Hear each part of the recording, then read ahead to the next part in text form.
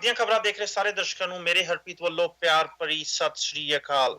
ਅੱਜ ਮੇਰਾ ਸਾਥ ਦੇ ਰਹੇ ਨੇ ਕੈਲਗਰੀ ਤੋਂ ਅਜੀਤ ਸਿੰਘ ਜੀ, ਚੰਡੀਗੜ੍ਹ ਤੋਂ ਸੀਪੀ ਸਿੰਘ ਜੀ ਅਤੇ ਪ੍ਰਭਮੀਤ ਸਿੰਘ ਜੀ, ਮੋਹਾਲੀ ਤੋਂ ਸਬਦੀਸ਼ ਸਿੰਘ ਜੀ। ਤੁਹਾਡੇ ਸਭ ਦਾ ਸ਼ੋਅ ਦੇ ਵਿੱਚ ਸਵਾਗਤ ਹੈ। ਧੰਨਵਾਦ ਜੀ, ਸਤਿ ਸ਼੍ਰੀ ਅਕਾਲ। ਗੱਲਬਾਤ ਸ਼ੁਰੂ ਕਰਨ ਤੋਂ ਪਹਿਲਾਂ ਮੈਂ ਦਰਸ਼ਕਾਂ ਨਾਲ ਥੋੜੀ ਜਿਹੀ ਇਨਫੋਰਮੇਸ਼ਨ ਜ਼ਰੂਰ ਸਾਂਝੀ ਕਰੂੰਗਾ। 27 ਫਰਵਰੀ 1931 ਜਿੱਦਣ ਕਿ ਚੰਦਰ ਸ਼ੇਖਰ ਆਜ਼ਾਦ ਦੇ ਨਾਂ ਤੋਂ ਤੁਸੀਂ ਸਾਰੇ ਹੀ ਜਾਣੋ, ਜੋ ਸ਼ਹੀਦੀ ਨੂੰ ਪ੍ਰਾਪਤ ਹੋਈ ਸੀ। ਚੱਕ ਦੇ ਟੀਵੀ ਦੀ ਸਾਰੀ ਟੀਮ ਵੱਲੋਂ ਚੰਦਰ ਸ਼ੇਖਰ ਆਜ਼ਾਦ ਨੂੰ ਇਸ ਕੁਰਬਾਨੀ ਦੀ ਵਾਸਤੇ ਸਲਾਮ। ਨਾਲ ਹੀ ਗੱਲਬਾਤ ਸ਼ੁਰੂ ਕਰਾਂਗੇ ਭਖਦਾ ਹੋਇਆ ਮਸਲਾ, ਜੋ ਕਿ ਅੱਜ ਇੰਡੀਆ ਦੇ ਹਰ ਨਿਊਜ਼ ਚੈਨਲ ਦੀਆਂ, ਹਰ ਨਿਊਜ਼ਪੇਪਰ ਦੀਆਂ ਸੁਰਖੀਆਂ ਬਣਿਆ ਹੋਇਆ ਵਾ। ਸ਼ਾਇਦ ਤੁਸੀਂ ਸਾਰੇ ਜਾਣੂ ਹੀ ਹੋਗੇ ਰਾਮਜਸ ਕਾਲਜ ਦਾ ਮਾਮਲਾ, ਤੇ ਉਸ ਤੋਂ ਬਾਅਦ ਗੁਰਮੇਹਰ ਕੌਰ ਦੁਆਰਾ ਜਿੱਦਾਂ ਪ੍ਰੋਟੈਸਟ ਕੀਤਾ ਜਾ ਰਿਹਾ ਸੀ।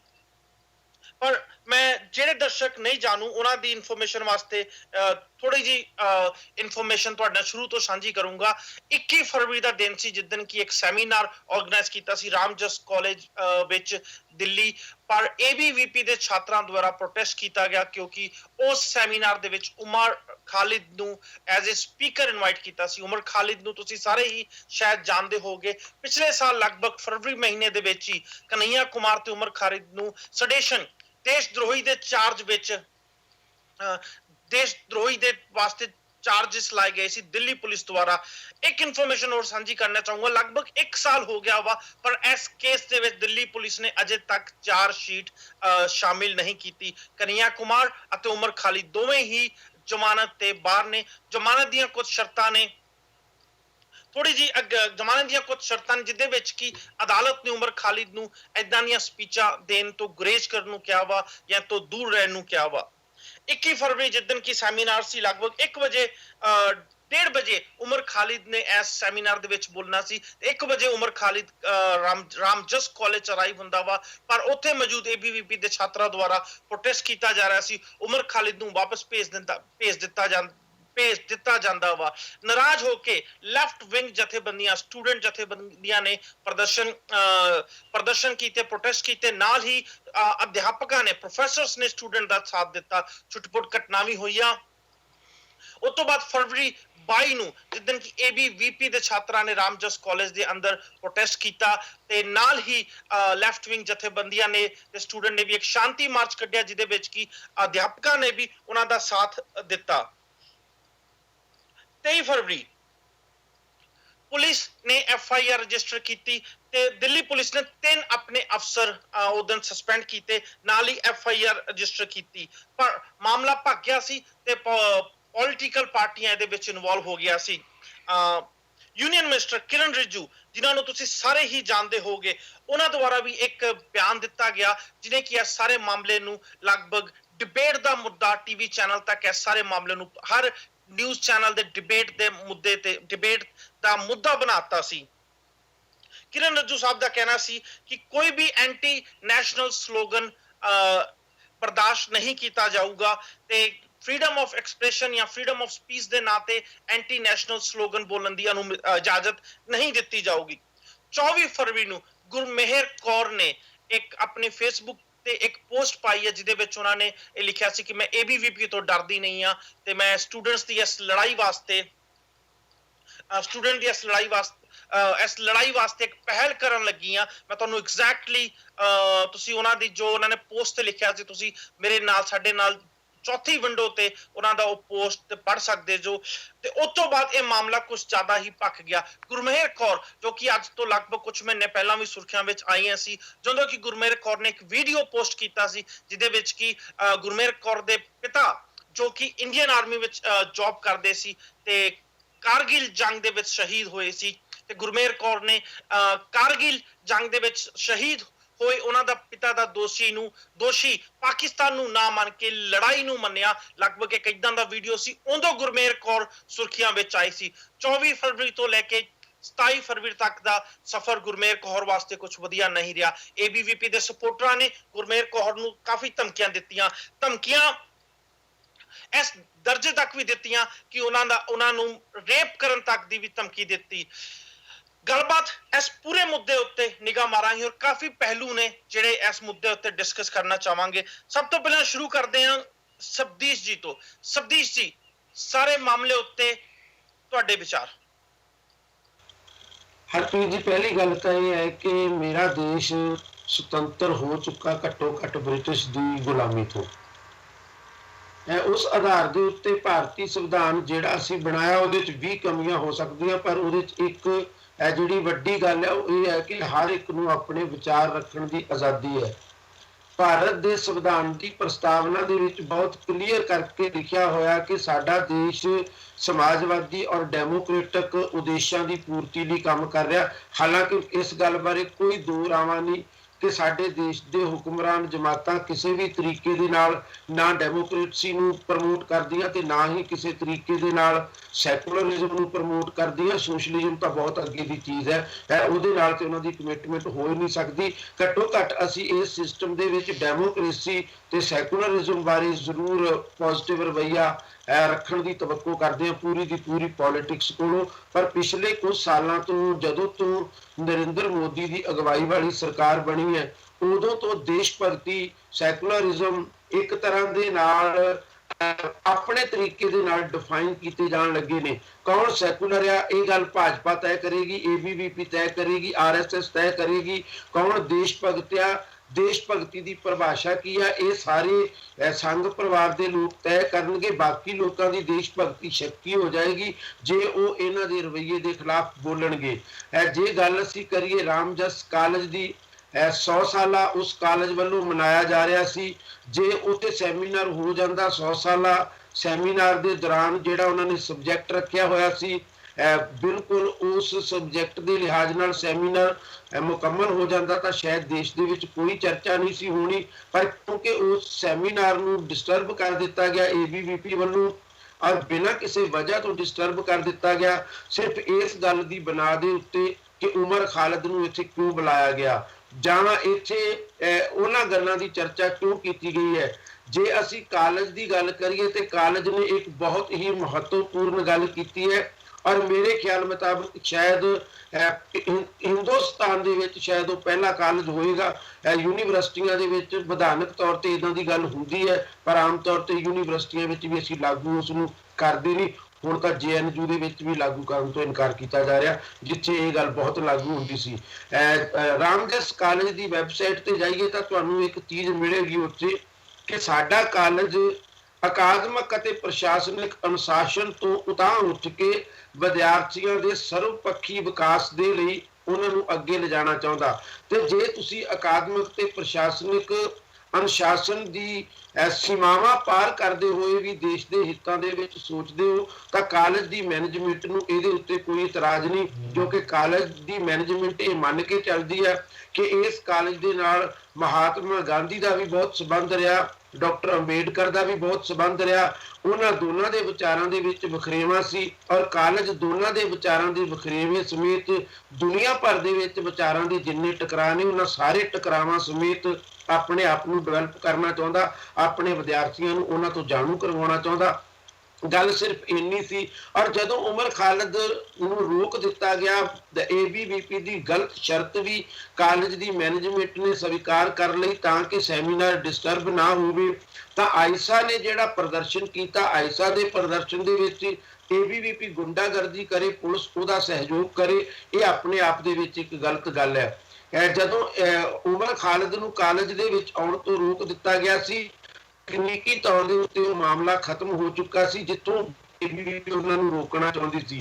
ਕਾਲਜ ਤੋਂ ਬਾਹਰ ਜੇ ਕੋਈ ਜਥੇਬੰਦੀ ਉਸ ਗੱਲ ਨੂੰ ਲੈ ਕੇ ਵਿਰੋਧ ਪ੍ਰਦਰਸ਼ਨ ਕਰਦੀ ਹੈ ਤਾਂ ਮੇਰਾ ਖਿਆਲ ਹੈ ਕਿ ਉਸ ਜਥੇਬੰਦੀ ਨੂੰ ਹੱਕ ਹੋ ਸਕਦਾ ਕਿ ਇਹ ਵਿਰੋਧ ਪ੍ਰਦਰਸ਼ਨ ਕਰੇ। ਔਰ ਤੁਹਾਨੂੰ ਮੈਂ ਇੱਕ ਦਿਲਚਸਪ ਗੱਲ ਇਹ ਵੀ ਨਾਲ ਦੀ ਨਾਲ ਦੱਸ ਦਿਆਂ ਕਿ ਜਿਹੜੀ ਜਥੇਬੰਦੀ ਨੇ ਆਇਸਾ ਨੇ ਵਿਰੋਧ ਪ੍ਰਦਰਸ਼ਨ ਕੀਤਾ ਸੀ ਉਹ ਉਮਰ ਖਾਲਿਦ ਦੀ ਆਪਣੀ ਜਥੇਬੰਦੀ ਬਿਲਕੁਲ ਵੀ ਨਹੀਂ ਹੈ। ਉਮਰ ਖਾਲਿਦ ਦੀ ਜਥੇਬੰਦੀ ਦਾ ਨਾਂ DSU ਹੈ ਔਰ DSU ਉਹਦੇ ਚ ਕੋਈ ਪ੍ਰਮੁੱਖ ਜਥੇਬੰਦੀ ਨਹੀਂ ਸੀ ਵਿਰੋਧ ਪ੍ਰਦਰਸ਼ਨ ਦੇ ਵਿੱਚ। ਆਇਸਾ ਉਹ ਜਥੇਬੰਦੀ ਹੈ ਜਿਹੜੀ ਉਮਰ ਖਾਲਦ ਦੀ ਜਥੇਬੰਦੀ ਨੂੰ ਅਲਟਰਾ ਲੈਫਟ ਦੇ ਤੌਰ ਤੇ ਨੋਟ ਕਰਦੀ ਹੈ, ਪਰ ਇਸ ਗੱਲ ਦਾ ਹੱਕ ਦਿੰਦੀ ਹੈ ਕਿ ਉਹਨਾਂ ਨੂੰ ਆਪਣੇ ਅਲਟਰਾ ਲੈਫਟ ਵਿਚਾਰ ਰੱਖਣ ਦਾ ਅਧਿਕਾਰ ਹੈ। ਉਸ ਤੋਂ ਅਗਾਂਹ ਦਿਲਚਸਪ ਗੱਲ ਮੈਂ ਤੁਹਾਨੂੰ ਇਹ ਦੱਸਣੀ ਚਾਹਾਂਗਾ ਕਿ ਹੁਣ ਜਦੋਂ ਚੰਡੀਗੜ੍ਹ ਦੀ ਯੂਨੀਵਰਸਿਟੀ ਦੇ ਵਿੱਚ ABVP ਦਾ ਟਕਰਾਅ ਆਇਆ ਲੈਫਟ ਵਿੰਗ ਦੀ ਇੱਕ ਜਥੇਬੰਦੀ ਦੇ ਨਾਲ, ਤਾਂ ਦਿਲਚਸਪ ਗੱਲ ਇਹ ਹੈ ਕਿ ਲੈਫਟ ਵਿੰਗ ਦੀ ਚੰਡੀਗੜ੍ਹ ਦੇ ਵਾਲੀ ਜਥੇਬੰਦੀ ਜਿਵੇਂ ਆਇਸਾ ਲੈਫਟ ਵਿੰਗ ਅਲਟਰਾ ਲੈਫਟ ਮੰਨਦੀ ਹੈ DSU ਨੂੰ, ਉਮਰ ਖਾਲਦ ਦੀ ਜਥੇਬੰਦੀ ਨੂੰ, ਇਹ ਜਥੇਬੰਦੀ ਵੀ ਉਸ ਨੂੰ ਅਲਟਰਾ ਲੈਫਟ ਮੰਨਦੀ ਹੈ। ਔਰ ਉਸ ਤੋਂ ਵੀ ਅਗਾਂਹ ਦੀ ਗੱਲ ਕਰੀਏ ਤਾਂ ਉਹ ਆਇਸਾ ਨੂੰ ਜੇ ਮਾਰਕਸਵਾਦੀ ਭਾਸ਼ਾ ਦੇ ਵਿੱਚ ਕਹਿਣਾ ਹੋਵੇ ਤਾਂ ਪਾਰਲੀਮਾਨੀਵਾਦ ਦੀ ਸ਼ਿਕਾਰ, ਸੰਸਦਵਾਦ ਦੀ ਸ਼ਿਕਾਰ, ਇੱਕ ਸੋਧਵਾਦੀ ਸੁਧਾਰਵਾਦੀ ਜਥੇਬੰਦੀ ਦੇ ਤੌਰ ਤੇ ਪੇਸ਼ ਕਰਦੀ ਹੈ। ਔਰ ਇਹ ਮੰਨਦੀ ਆ ਕਿ ਉਹ ਇਨਕਲਾਬ ਦੇ ਜਿਹੜੇ ਬੇਸਿਕ ਸਰੋਕਾਰ ਨੇ ਉਹਨਾਂ ਨਾਲ ਗਦਾਰੀ ਕਰਨ ਵਾਲੀ ਵਿਚਾਰਧਾਰਾ ਦੇ ਨਾਲ ਜੁੜੀ ਹੋਈ ਹੈ ਆਇਸਾ। ਇਹਦੇ ਬਾਵਜੂਦ ਇਸ ਜਥੇਬੰਦੀ ਉੱਤੇ ਵੀ ABVP ਵੱਲੋਂ ਅਟੈਕ ਕਰ ਦਿੱਤਾ ਜਾਂਦਾ, ਕਿਉਂਕਿ ABVP ਦੀ ਔਰ ਸੰਘ ਪਰਿਵਾਰ ਦੀ ਇਸ ਗੱਲ ਬਾਰੇ ਵੀ ਬਿਲਕੁਲ ਇੱਕ ਸੁਰਤਾ ਹੈ ਕਿ ਲੈਫਟ ਵਿੰਗ ਦੀਆਂ ਜਥੇਬੰਦੀਆਂ ਦੇ ਆਪਸੀ ਮਤਭੇਦ ਕੋਈ ਵੀ ਕਿਉਂ ਨਾ ਹੋਣ, ਪਰ ਲੈਫਟ ਵਿੰਗ ਦੀ ਜਥੇਬੰਦੀ ਨੂੰ ਕੋਈ ਅਧਿਕਾਰ ਨਹੀਂ ਕਿ ਉਹ ਦੇਸ਼ ਦੇ ਵਿੱਚ ਸੋਚਣ ਵਿਚਾਰਨ ਤੇ ਉਸ ਉੱਤੇ ਅਮਲ ਕਰਨ ਦਾ ਅਧਿਕਾਰ ਰੱਖਦੀ ਹੋਵੇ, ਕਿਉਂਕਿ ਸੰਘ ਪਰਿਵਾਰ ਦੀ ਇੱਕੋ ਇੱਕ ਮਾਨਤਾ ਵਾ ਕਿ ਜਦੋਂ ਮੋਦੀ ਸਾਹਿਬ ਦੀ ਇੰਨੀ ਬਹੁ ਗਿਣਤੀ ਵਾਲੀ ਸਰਕਾਰ ਹੋਵੇ ਉਦੋਂ ਵੀ ਇਸ ਦੇਸ਼ ਦੇ ਵਿੱਚ ਲੈਫਟਿਜ਼ਮ ਜ਼ਿੰਦਾ ਰਹਿ ਜਾਵੇ ਕਿਸੇ ਵੀ ਸ਼ਕਲ ਦੇ ਵਿੱਚ। ਇਸ ਗੱਲ ਨੂੰ ਬਰਦਾਸ਼ਤ ਨਹੀਂ ਕਰਦੇ। ਪਾਰਲੀਮੈਂਟ ਦੇ ਵਿੱਚ ਜਿਹੜੇ 4 ਬੰਦੇ ਬੈਠੇ ਨੇ ਲੈਫਟ ਵਿੰਗ ਦੇ, ਬੇਸ਼ੱਕ ਉਹਨਾਂ ਨਾਲ ਪਰਸਨਲ ਟਕਰਾਅ ਦੇ ਵਿੱਚ ਨਾ ਹੋਣ, ਵਿਚਾਰਧਾਰਾ ਦੇ ਆਧਾਰ ਦੇ ਉੱਤੇ ਉਹਦਾ ਵਿਰੋਧ ਕਰਦੇ ਨੇ। ਮੈਂ ਇਹ ਵੀ ਨਹੀਂ ਕਹਾਂਗਾ ਕਿ ਉਹਨਾਂ ਨੂੰ ਵਿਚਾਰਧਾਰਾ ਦਾ ਵਿਰੋਧ ਕਰਨ ਦਾ ਹੱਕ ਨਹੀਂ ਹੈ। ਜਿਵੇਂ ਲੈਫਟ ਦੀਆਂ ਜਥੇਬੰਦੀਆਂ ਆਪਣੇ ਆਪਸੀ ਮਤਭੇਦਾਂ ਦੇ ਬਾਵਜੂਦ ਇਹ ਫਾਸ਼ੀਵਾਦੀ ਵਿਚਾਰਧਾਰਾ ਦਾ ਵਿਰੋਧ ਕਰ ਰਹੀਆਂ ਨੇ, ਆ ਸੰਘ ਪਰਿਵਾਰ ਨੂੰ ਵੀ ਹੱਕ ਆ ਕਿ ਉਹ ਲੈਫਟਿਜ਼ਮ ਦੀ ਵਿਚਾਰਧਾਰਾ ਨੂੰ ਵਿਰੋਧ ਕਰੇ। ਉਹਦਾ ਵੀ ਹੱਕ ਬਣਦਾ ਕਿ ਉਹ ਮਾਰਕਸਵਾਦ ਦੀ ਨਿੰਦਾ ਕਰੇ ਤੱਥਾਂ ਦੇ ਆਧਾਰ ਦੇ ਉੱਤੇ। ਉਹਦਾ ਵੀ ਹੱਕ ਬਣਦਾ ਜੇ ਉਹਨੇ ਅੱਜ ਦੀ ਤਰੀਕ ਦੇ ਵਿੱਚ ਗਾਂਧੀਵਾਦੀ ਸਮਾਜਵਾਦ ਦੇ ਪੁਰਾਣੇ ਨਾਅਰੇ ਨੂੰ ਛੱਡ ਦਿੱਤਾ, ਕੈਪੀਟਲਿਜ਼ਮ ਨੂੰ ਅਪਣਾ ਲਿਆ, ਤੇ ਉਹਨੂੰ ਵੀ ਹੱਕ ਹੈ ਕਿ ਉਹ ਸਮਾਜਵਾਦ ਦੇ ਵਿਚਾਰ ਦੀ ਨਿੰਦਾ ਕਰੇ। ਪਰ ਵਿਚਾਰ ਦੀ ਨਿੰਦਾ ਦਾ ਅਰਥ ਇਹ ਨਹੀਂ ਹੈ ਕਿ ਕਰੋਗੇ ਮੇਰੇ ਦੇਸ਼ ਦੇ ਮੈਨੂੰ ਹੀ ਦੱਸਿਆ ਜਾਵੇ ਕਿ ਮੇਰੀ ਦੇਸ਼ ਭਗਤੀ ਕੀ ਹੈ। ਮੇਰਾ ਨਹੀਂ ਖਿਆਲ ਕਿ ਮੈਨੂੰ ਦੱਸੇ ਜਾਣ ਦੀ ਜ਼ਰੂਰਤ ਹੈ। ਮੈਂ ਇਸ ਦੇਸ਼ ਦਾ ਵਾਸੀ ਹਾਂ ਔਰ ਮੈਨੂੰ ਪਤਾ ਮੇਰਾ ਦੇਸ਼ ਬ੍ਰਿਟਿਸ਼ ਦੀ ਗੁਲਾਮੀ ਤੋਂ ਕਿਵੇਂ ਆਜ਼ਾਦ ਹੋਇਆ, ਔਰ ਮੈਨੂੰ ਪਤਾ ਵਾ ਕਿ ਨਹਿਰੂ ਕਾਰਡ ਸਮਾਜਵਾਦੀ ਮਾਡਲ ਤੋਂ ਲੈ ਕੇ ਡਾਕਟਰ ਮਨਮੋਹਨ ਸਿੰਘ ਦੇ ਉਦਾਰਵਾਦੀ ਢਾਂਚੇ ਨੇ ਦੇਸ਼ ਦੇ ਕਰੋੜਾਂ ਲੋਕਾਂ ਨੂੰ ਕਿਵੇਂ ਨਪੀੜ ਕੇ ਰੱਖ ਦਿੱਤਾ, ਕਿਵੇਂ ਉਹਨਾਂ ਦੇ ਕਿਰਤ ਦੀ ਸਾਰੀ ਕਮਾਈ ਕੁਝ ਲੋਕਾਂ ਦੀਆਂ ਜੇਬਾਂ ਦੇ ਵਿੱਚ ਚਲੀ ਗਈ ਆ। ਮੇਰੀ ਦੇਸ਼ ਭਗਤੀ ਉਹਨਾਂ ਕਰੋੜਾਂ ਲੋਕਾਂ ਲਈ ਆ। ਮੇਰੀ ਦੇਸ਼ ਭਗਤੀ ਕਿਸੇ ਅੰਬਾਨੀ ਲਈ, ਕਿਸੇ ਅੰਡਾਨੀ ਲਈ ਨਹੀਂ ਹੋ ਸਕਦੀ। ਤੇ ਮੈਨੂੰ ਇਹ ਹੱਕ ਹੈ ਕਿ ਮੈਂ ਆਪਣੀ ਦੇਸ਼ ਭਗਤੀ ਨੂੰ ਲੋਕਾਂ ਦੇ ਪੱਖ ਦੇ ਵਿੱਚ ਡਿਫਾਈਨ ਕਰਾਂ। ਔਰ ਜੇ ਲੋਕਾਂ ਨੂੰ ਉਦਾਰਵਾਦ ਚੰਗਾ ਲੱਗਦਾ ਵਾ, ਦੇਸ਼ ਦੀ ਵਧੀ ਹੋਈ GDP ਚੰਗੀ ਲੱਗਦੀ ਹੈ, ਤੇ ਉਹਨਾਂ ਨੂੰ ਵੀ ਹੱਕ ਆ ਕਿ ਉਹ ਆਪਣੀ GDP ਦੇ ਆਧਾਰ ਦੇ ਉੱਤੇ ਮਨਮੋਹਨ ਸਿੰਘ ਨੂੰ ਸਭ ਤੋਂ ਵੱਡਾ ਦੇਸ਼ ਭਗਤ ਸਾਬਤ ਕਰ ਦੇਣ। ਉਹਨਾਂ ਨੂੰ ਹੱਕ ਆ ਕਿ ਉਹ ਰਣਜੀਤ ਸਿੰਘ ਨੂੰ ਸਭ ਤੋਂ ਵੱਡਾ ਸਾਬਤ ਕਰ ਦੇਣ। ਪਰ ਮੇਰਾ ਖਿਆਲ ਹੈ ਕਿ ਜਿਹੜਾ ਹੱਕ ਹੈ ਉਹ ਸਾਨੂੰ ਸਾਰਿਆਂ ਨੂੰ ਹੋਣਾ ਚਾਹੀਦਾ। ਮੇਰੀ ਗੱਲ ਥੋੜੀ ਲੰਬੀ ਹੋ ਗਈ, ਮੈਂ ਗੱਲ ਆਪਣੀ ਇੱਥੇ ਖਤਮ ਕਰਦਾ ਤਾਂ ਕਿ ਬਾਕੀ ਦੇ ਸਾਥੀ ਉਹਦੇ ਵਿੱਚ ਆਪਣੀ ਸ਼ਮੂਲੀਅਤ ਕਰ ਸਕਣ। ਜੇ ਪਿਛਲੇ ਕੁਝ ਸਮੇਂ ਤੋਂ ਇੰਡੀਆ ਦੀ ਰਾਜਨੀਤੀ ਤੇ ਨਿਗਾਹ ਮਾਰੀਏ ਤੇ ਕੁਝ ਮੁੱਦੇ ਕਾਫੀ ਹਾਵੀ ਰਹੇ ਨੇ। ਇੱਕ ਐਂਟੀ ਨੈਸ਼ਨਲ ਤੇ ਇੱਕ ਐਂਟੀ ਕਰਪਸ਼ਨ। ਐਂਟੀ ਨੈਸ਼ਨਲ ਜੋ ਕਿ ਅਸੀਂ ਜਾਣਦੇ ਹਾਂ BJP ਜਾਂ BJP ਦੀ ਭਾਈਵਾਲ ਜਥੇਬੰਦੀਆਂ। ਨੈਸ਼ਨਲਿਜ਼ਮ ਦੀ ਡੈਫੀਨੇਸ਼ਨ ਤੁਸੀਂ ਕਹਿ ਸਕਦੇ ਜੋ ਕਿ RSS ਜਾਂ BJP ਦੇ ਆਫਿਸ ਤੋਂ ਅੱਜ ਕੱਲ ਨਿਕਲਦੀ ਆ, ਜਾਂ ਐਂਟੀ ਨੈਸ਼ਨਲ ਕੌਣ ਆ, ਨੈਸ਼ਨਲ ਕੌਣ ਆ, ਇਹ ਥੱਪਾ ਜਾਂ ਇਹ ਸਰਟੀਫਿਕੇਟ ਕਿਤੇ ਨਾ ਕਿਤੇ ABVP BJP ਜਾਂ ਇਹਨਾਂ ਦੀ ਭਾਈਵਾਲ ਜਥੇਬੰਦੀਆਂ ਦਿੰਦੀਆਂ ਨੇ। ਐਂਟੀ ਕਰਪਸ਼ਨ ਦਾ ਵੀ ਲਗਭਗ ਇਹੀ ਹਾਲ ਆ। ਆਮ ਆਦਮੀ ਪਾਰਟੀਆਂ ਕੇਜਰੀਵਾਲ ਸਾਹਿਬ ਜੇ ਕਿ ਇਹਨੂੰ ਕਹਿ ਦੇਣ ਇਹ ਓਨੈਸਟ ਆ ਤੇ ਓਨੈਸਟ ਆ, ਜੇ ਉਹ ਕਹਿ ਦੇਣ ਕਰਪਟ ਆ ਤੇ ਕਰਪਟ ਆ। ਅੱਜ ਸਾਨੂੰ ਲੋੜ ਆ ਇਸ ਸੋਚ ਤੋਂ ਲੜਨ ਦੀ, ਇਸ ਸੋਚ ਤੋਂ ਬਾਹਰ ਨਿਕਲਣ ਦੀ, ਇਸ ਸੋਚ ਤੋਂ ਉੱਤੇ ਉੱਠ ਕੇ ਸੋਚਣ ਦੀ ਤੇ ਫੈਸਲੇ ਕਰਨ ਦੀ ਕਿ ਐਂਟੀ ਨੈਸ਼ਨਲ ਜਾਂ ਐਂਟੀ ਕਰਪਸ਼ਨ ਕੀ ਹੈ, ਪੋਲੀਟੀਕਲ ਪਾਰਟੀਆਂ ਡਿਫਾਈਨ ਕਰਨਗੀਆਂ ਜਾਂ ਫਿਰ ਸਾਡੇ ਚ ਇੰਨੀ ਹਿੰਮਤ ਆ ਅਸੀਂ ਇਹਨਾਂ ਦੇ ਖਿਲਾਫ ਖੜੇ ਹੋ ਸਕਦੇ ਆ ਤੇ ਜੇ ਇਹ ਗਲਤ ਫੈਸਲੇ ਲੈਣ ਤੇ ਅਸੀਂ ਆਪਣੀ ਆਵਾਜ਼ ਬੁਲੰਦ ਕਰ ਸਕਦੇ ਹਾਂ। ਗੁਰਮੇਹਰ ਕੌਰ ਨੂੰ ਫੇਸਬੁੱਕ ਤੇ ਧਮਕੀ ਦੇਣਾ ਕਿ ਰੇਪ ਦੀ ਧਮਕੀ ਦੇਣਾ, ਮੈਨੂੰ ਪੰਜਾਬ ਦੀ ਇਲੈਕਸ਼ਨ ਦੀਆਂ ਉਹ ਕੁੜੀਆਂ ਦਾ ਚੇਤੇ ਆਉਂਦਾ ਵਾ ਜਿਨ੍ਹਾਂ ਕੁੜੀਆਂ ਨੇ ਆਮ ਆਦਮੀ ਪਾਰਟੀ ਉੱਤੇ ਇਲਜ਼ਾਮ ਲਾਏ ਸੀ ਤੇ ਉਹਨਾਂ ਨੂੰ ਵੀ ਆਮ ਆਦਮੀ ਪਾਰਟੀ ਦੇ ਵਲੰਟੀਅਰ ਵੱਲੋਂ ਏਦਾਂ ਦੀਆਂ ਧਮਕੀਆਂ ਹੀ ਮਿਲੀਆਂ ਸੀ। ਮੈਨੂੰ ਅਜੇ ਤੱਕ ਚੇਤਾ ਇੱਕ ਸ਼ੋਅ ਜਦੋਂ ਮੈਂ ਕੀਤਾ ਸੀ ਉੱਤੇ ਮੈਂ ਗੱਲ ਕਹੀ ਸੀ ਕਿ ਇੰਨੀਆਂ ਇਸ ਦਰਜੇ ਦੀ ਧਮਕੀਆਂ ਦਿੱਤੀਆਂ ਜਾ ਰਹੀਆਂ। ਮੈਂ ਰੇਪ ਸ਼ਬਦ ਵੀ ਇਸਤੇਮਾਲ ਕੀਤਾ ਸੀ। ਉਸ ਤੋਂ ਬਾਅਦ ਮੇਰੇ ਉੱਤੇ ਕਈ ਸਵਾਲ ਉਠਾਏ ਗਏ ਸੀ। ਫੇਸਬੁੱਕ ਤੇ ਵੀ ਕਾਫੀ ਮੈਸੇਜ ਆਏ। ਅੱਜ ਜਦੋਂ ਗੁਰਮੇਹਰ ਕੌਰ ਨੇ ਆਵਾਜ਼ ਉਠਾਈ ਤੇ ਮੈਨੂੰ ਉਹ ਪੰਜਾਬ ਦੀਆਂ ਕੁੜੀਆਂ ਦਾ ਚੇਤਾ ਆ ਗਿਆ ਕਿ ਉਹਨਾਂ ਨਾਲ ਵੀ ਫੇਸਬੁੱਕ ਤੇ ਏਦਾਂ ਦਾ ਹੀ ਵਿਵਹਾਰ ਕੀਤਾ ਗਿਆ ਸੀ। ਫਰਕ ਇੰਨਾ ਹੈ ਕਿ ਅੱਜ ਬੀਜੇਪੀ ਜਾਂ ਏਬੀਵੀਪੀ ਦੇ ਸਪੋਰਟਰ ਕਰ ਰਹੇ ਆ, ਉਦੋਂ ਆਮ ਆਦਮੀ ਪਾਰਟੀ ਦੇ ਸਪੋਰਟਰ ਕਰ ਰਹੇ ਸੀ। ਪਰ ਵਾਪਸ ਮੁੱਦੇ ਤੇ ਜਾਣਾ ਹੈ। ਸਭ ਤੋਂ ਪਹਿਲਾਂ ਉਮਰ ਖਾਲਿਦ ਤੋਂ ਸ਼ੁਰੂ ਕਰਦੇ ਹਾਂ। ਸਾਰਾ ਦਾ ਸਾਰਾ ਮਾਮਲਾ ਉਮਰ ਖਾਲਿਦ ਦੀ ਸਪੀਚ ਤੋਂ ਭਖਿਆ ਸੀ। ਸਭ ਤੋਂ ਪਹਿਲਾਂ ਮੈਂ ਇਹ ਜਾਨਣਾ ਚਾਹੂੰਗਾ ਕਿ ਉਮਰ ਖਾਲਿਦ ਐਂਟੀ ਨੈਸ਼ਨਲ ਆ ਕਿ ਉਮਰ ਖਾਲਿਦ ਜੇ ਉਦੋਂ ਰਾਮਜਸ ਕਾਲਜ ਵਿੱਚ ਕੋਈ ਸਪੀਚ ਦੇ ਦਿੰਦਾ ਤੇ ਕੀ ਦੇਸ਼ ਨੂੰ ਕੋਈ ਨੁਕਸਾਨ ਹੋ ਜਾਂਦਾ? ਮੈਂ ਓਪਨ ਰੱਖੂੰਗਾ, ਕੋਈ ਵੀ ਮੇਰਾ ਸਾਥੀ ਇਸ ਚੀਜ਼ ਤੇ ਕਮੈਂਟ ਕਰਨਾ ਚਾਹੇ please go ahead. Harpreet ji, ਮੈਂ ਇਹਦੇ ਵਿੱਚ ਇੱਕ ਗੱਲ ਇਹ ਕਹਿਣੀ ਚਾਹਾਂਗਾ। ਹੈਲੋ, ਹਾਂਜੀ please go ahead. Harpreet ji, ਮੈਂ ਇਹਦੇ ਵਿੱਚ ਇੱਕ ਗੱਲ ਇਹ ਕਹਿਣੀ ਚਾਹਾਂਗਾ ਕਿ ਉਸ ਦਿਨ ਅਗਰ ਉਮਰ ਖਾਲਿਦ ਜਿਹੜੇ ਹੈਗੇ ਆ ਉਹ ਆਪਣੇ ਇੱਕ ਭਾਸ਼ਣ ਨੂੰ ਦੇ ਦਿੰਦੇ, ਸਪੀਚ ਨੂੰ ਦੇ ਦਿੰਦੇ, ਤਾਂ ਮੈਂ ਨਹੀਂ ਸਮਝਦਾ ਸੀ ਕਿ ਉਹਦੇ ਨਾਲ ਕੋਈ ਬਹੁਤ ਵੱਡੀ ਹਨੇਰੀ ਆ ਜਾਣੀ ਸੀ। ਕਿਉਂਕਿ ਅੱਜ ਕੱਲ੍ਹ ਜਿਸ ਕਮਿਊਨੀਕੇਸ਼ਨ ਦੇ ਯੁੱਗ ਵਿੱਚ ਅਸੀਂ ਬੈਠੇ ਹਾਂ, ਉਹਨਾਂ ਨੂੰ ਸਪੀਚ ਦੇਣ ਵਾਸਤੇ ਸ਼ਾਇਦ ਫਿਜ਼ੀਕਲੀ ਉੱਥੇ ਹੋਣ ਦੀ ਲੋੜ ਨਾ ਵੀ ਹੁੰਦੀ। ਗੁਰਮੇਹਰ ਕੌਰ ਨੇ ਕੋਈ ਲੋਕਾਂ ਦੇ ਸਾਹਮਣੇ ਆ ਕੇ ਆਪਣੀ ਸਪੀਚ ਨਹੀਂ ਦਿੱਤੀ, ਉਹਨੇ ਸੋਸ਼ਲ ਮੀਡੀਆ ਨੂੰ ਯੂਜ਼ ਕੀਤਾ ਔਰ ਆਪਣੇ ਜਿਹੜੇ ਵਿਚਾਰ ਲੋਕਾਂ ਦੇ ਅੱਗੇ ਰੱਖੇ। ਸੋ ਇਹ ਜੋ ਉਸ ਦਿਨ ਰਾਮਜਸ ਕਾਲਜ ਦੇ ਵਿੱਚ ਹੋਇਆ, ਇਹ ਸਿਰਫ ਔਰ ਸਿਰਫ ਇੱਕ ਮੈਨੂੰ ਇਹ ਲੱਗਦਾ ਕਿ ਆਪਸ ਆਪਣੀ ਹੋਂਦ ਦਿਖਾਉਣ ਵਾਸਤੇ ਜਾਂ ਇੱਕ ਪਬਲਿਸਿਟੀ ਲੈਣ ਵਾਸਤੇ ਦੋਵਾਂ ਧਿਰਾਂ ਵੱਲੋਂ ਇੱਕ ਇਹ ਚੀਜ਼ ਕੀਤੀ ਗਈ ਹੈ। ਦੂਸਰੀ ਚੀਜ਼, ਜਿਹੜਾ ਗੁਰਮੇਹਰ ਕੌਰ ਦਾ ਇਹ ਸਾਰਾ ਵਾਕਿਆ ਜਿਹੜਾ ਹੋਇਆ, ਇਹ ਬਹੁਤ ਮੰਦਭਾਗਾ। ਮੇਰੀ ਆਪਣੀ ਨਿੱਜੀ ਰਾਏ ਇਹ ਹੈ ਕਿ ਸਾਨੂੰ ਇੰਡੀਅਨ ਲੋਕਾਂ ਨੂੰ ਜਿਹੜੀ ਡੈਮੋਕ੍ਰੇਸੀ ਆ ਉਹਨੂੰ ਸਹੀ ਤਰੀਕੇ ਨਾਲ ਯੂਜ਼ ਨਹੀਂ ਕਰਨਾ ਆਉਂਦਾ। ਜਿੰਨਾ ਡੈਮੋਕ੍ਰੇਸੀ ਨੂੰ ਅਸੀਂ ਮਿਸਯੂਜ਼ ਕਰਦੇ ਹਾਂ, ਸ਼ਾਇਦ ਇਸ ਤੋਂ ਵੱਧ ਕੋਈ ਦੁਨੀਆ ਦੇ ਕਿਸੇ ਹੋਰ ਮੁਲਕ 'ਚ ਡੈਮੋਕ੍ਰੇਸੀ ਨੂੰ ਇਸ ਤਰ੍ਹਾਂ ਮਿਸਯੂਜ਼ ਨਹੀਂ ਕਰਦਾ। ਹਰ ਬੰਦਾ ਆਪਣੇ ਅਕੋਰਡਿੰਗਲੀ, ਆਪਣੇ ਹਿਸਾਬ ਨਾਲ, ਆਪਣੀ ਸੂਟੇਬਿਲਿਟੀ ਦੇ ਹਿਸਾਬ ਨਾਲ ਜਿਹੜਾ ਡੈਮੋਕ੍ਰੇਸੀ ਨੂੰ ਯੂਜ਼ ਕਰਦਾ। ਗੁਰਮੇਹਰ ਕੌਰ ਨੇ ਇੱਕ ਪੋਸਟ ਲਿਖੀ ਆ, ਉਸ ਤੋਂ ਬਾਅਦ ਕਰਨਾਟਕਾ ਦੇ ਐਮਪੀ ਜਿਹੜੇ ਹੈਗੇ ਨੇ ਉਹਨਾਂ ਨੇ ਗੁਰਮੇਹਰ ਕੌਰ ਬਾਰੇ ਕੁਝ ਗੱਲਾਂ ਲਿਖੀਆਂ। ਗੁਰਮੇਹਰ ਕੌਰ ਨੂੰ ਧਮਕੀਆਂ ਮਿਲੀਆਂ, ਰੇਪ ਕਰਨ ਦੀਆਂ ਧਮਕੀਆਂ ਮਿਲੀਆਂ, ਵਾਇਲੈਂਸ ਦੀਆਂ ਧਮਕੀਆਂ ਮਿਲੀਆਂ। ਇਹ ਸਾਰਾ ਕਿਤੇ ਨਾ ਕਿਤੇ ਇੱਕ ਬਹੁਤ ਹੀ ਜਿਹੜਾ ਮੰਦਭਾਗੀ ਇੱਕ ਘਟਨਾ ਹੈਗੀ। ਔਰ ਵਿਦਿਆਰਥੀ ਜੀਵਨ ਦੇ ਵਿੱਚ ਜੋ ਇਹ ਸਾਰਾ ਕੁਝ ਹੋ ਰਿਹਾ, ਮੈਂ ਇਹੀ ਇੱਕ ਚੀਜ਼ ਕੱਲ ਦਾ ਸੋਚ ਰਿਹਾ ਕਿ ਇੱਥੋਂ ਨਿਕਲ ਕੇ ਜਿਹੜੇ ਵਿਦਿਆਰਥੀ ਜਾਣਗੇ ਪਾਰਲੀਮੈਂਟ 'ਚ, ਕਿਸ ਤਰ੍ਹਾਂ ਦਾ ਦੇਸ਼ ਬਣਾਉਣਗੇ ਤੇ ਕਿਸ ਤਰ੍ਹਾਂ ਦਾ ਦੇਸ਼ ਚਲਾਉਣਗੇ।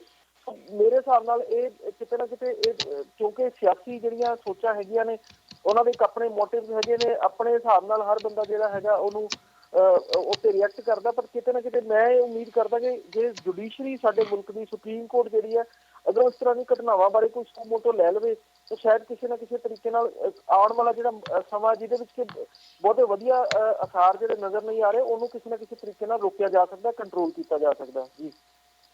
ਇੱਕ ਮੈਨੂੰ ਖਬਰ ਹੋਰ ਚੇਤੇ ਆਉਂਦੀ ਹੈ ਜਿਹਨੂੰ ਮੈਂ ਜ਼ਰੂਰ ਡਿਸਕਸ ਕਰਨਾ ਚਾਹੂੰਗਾ।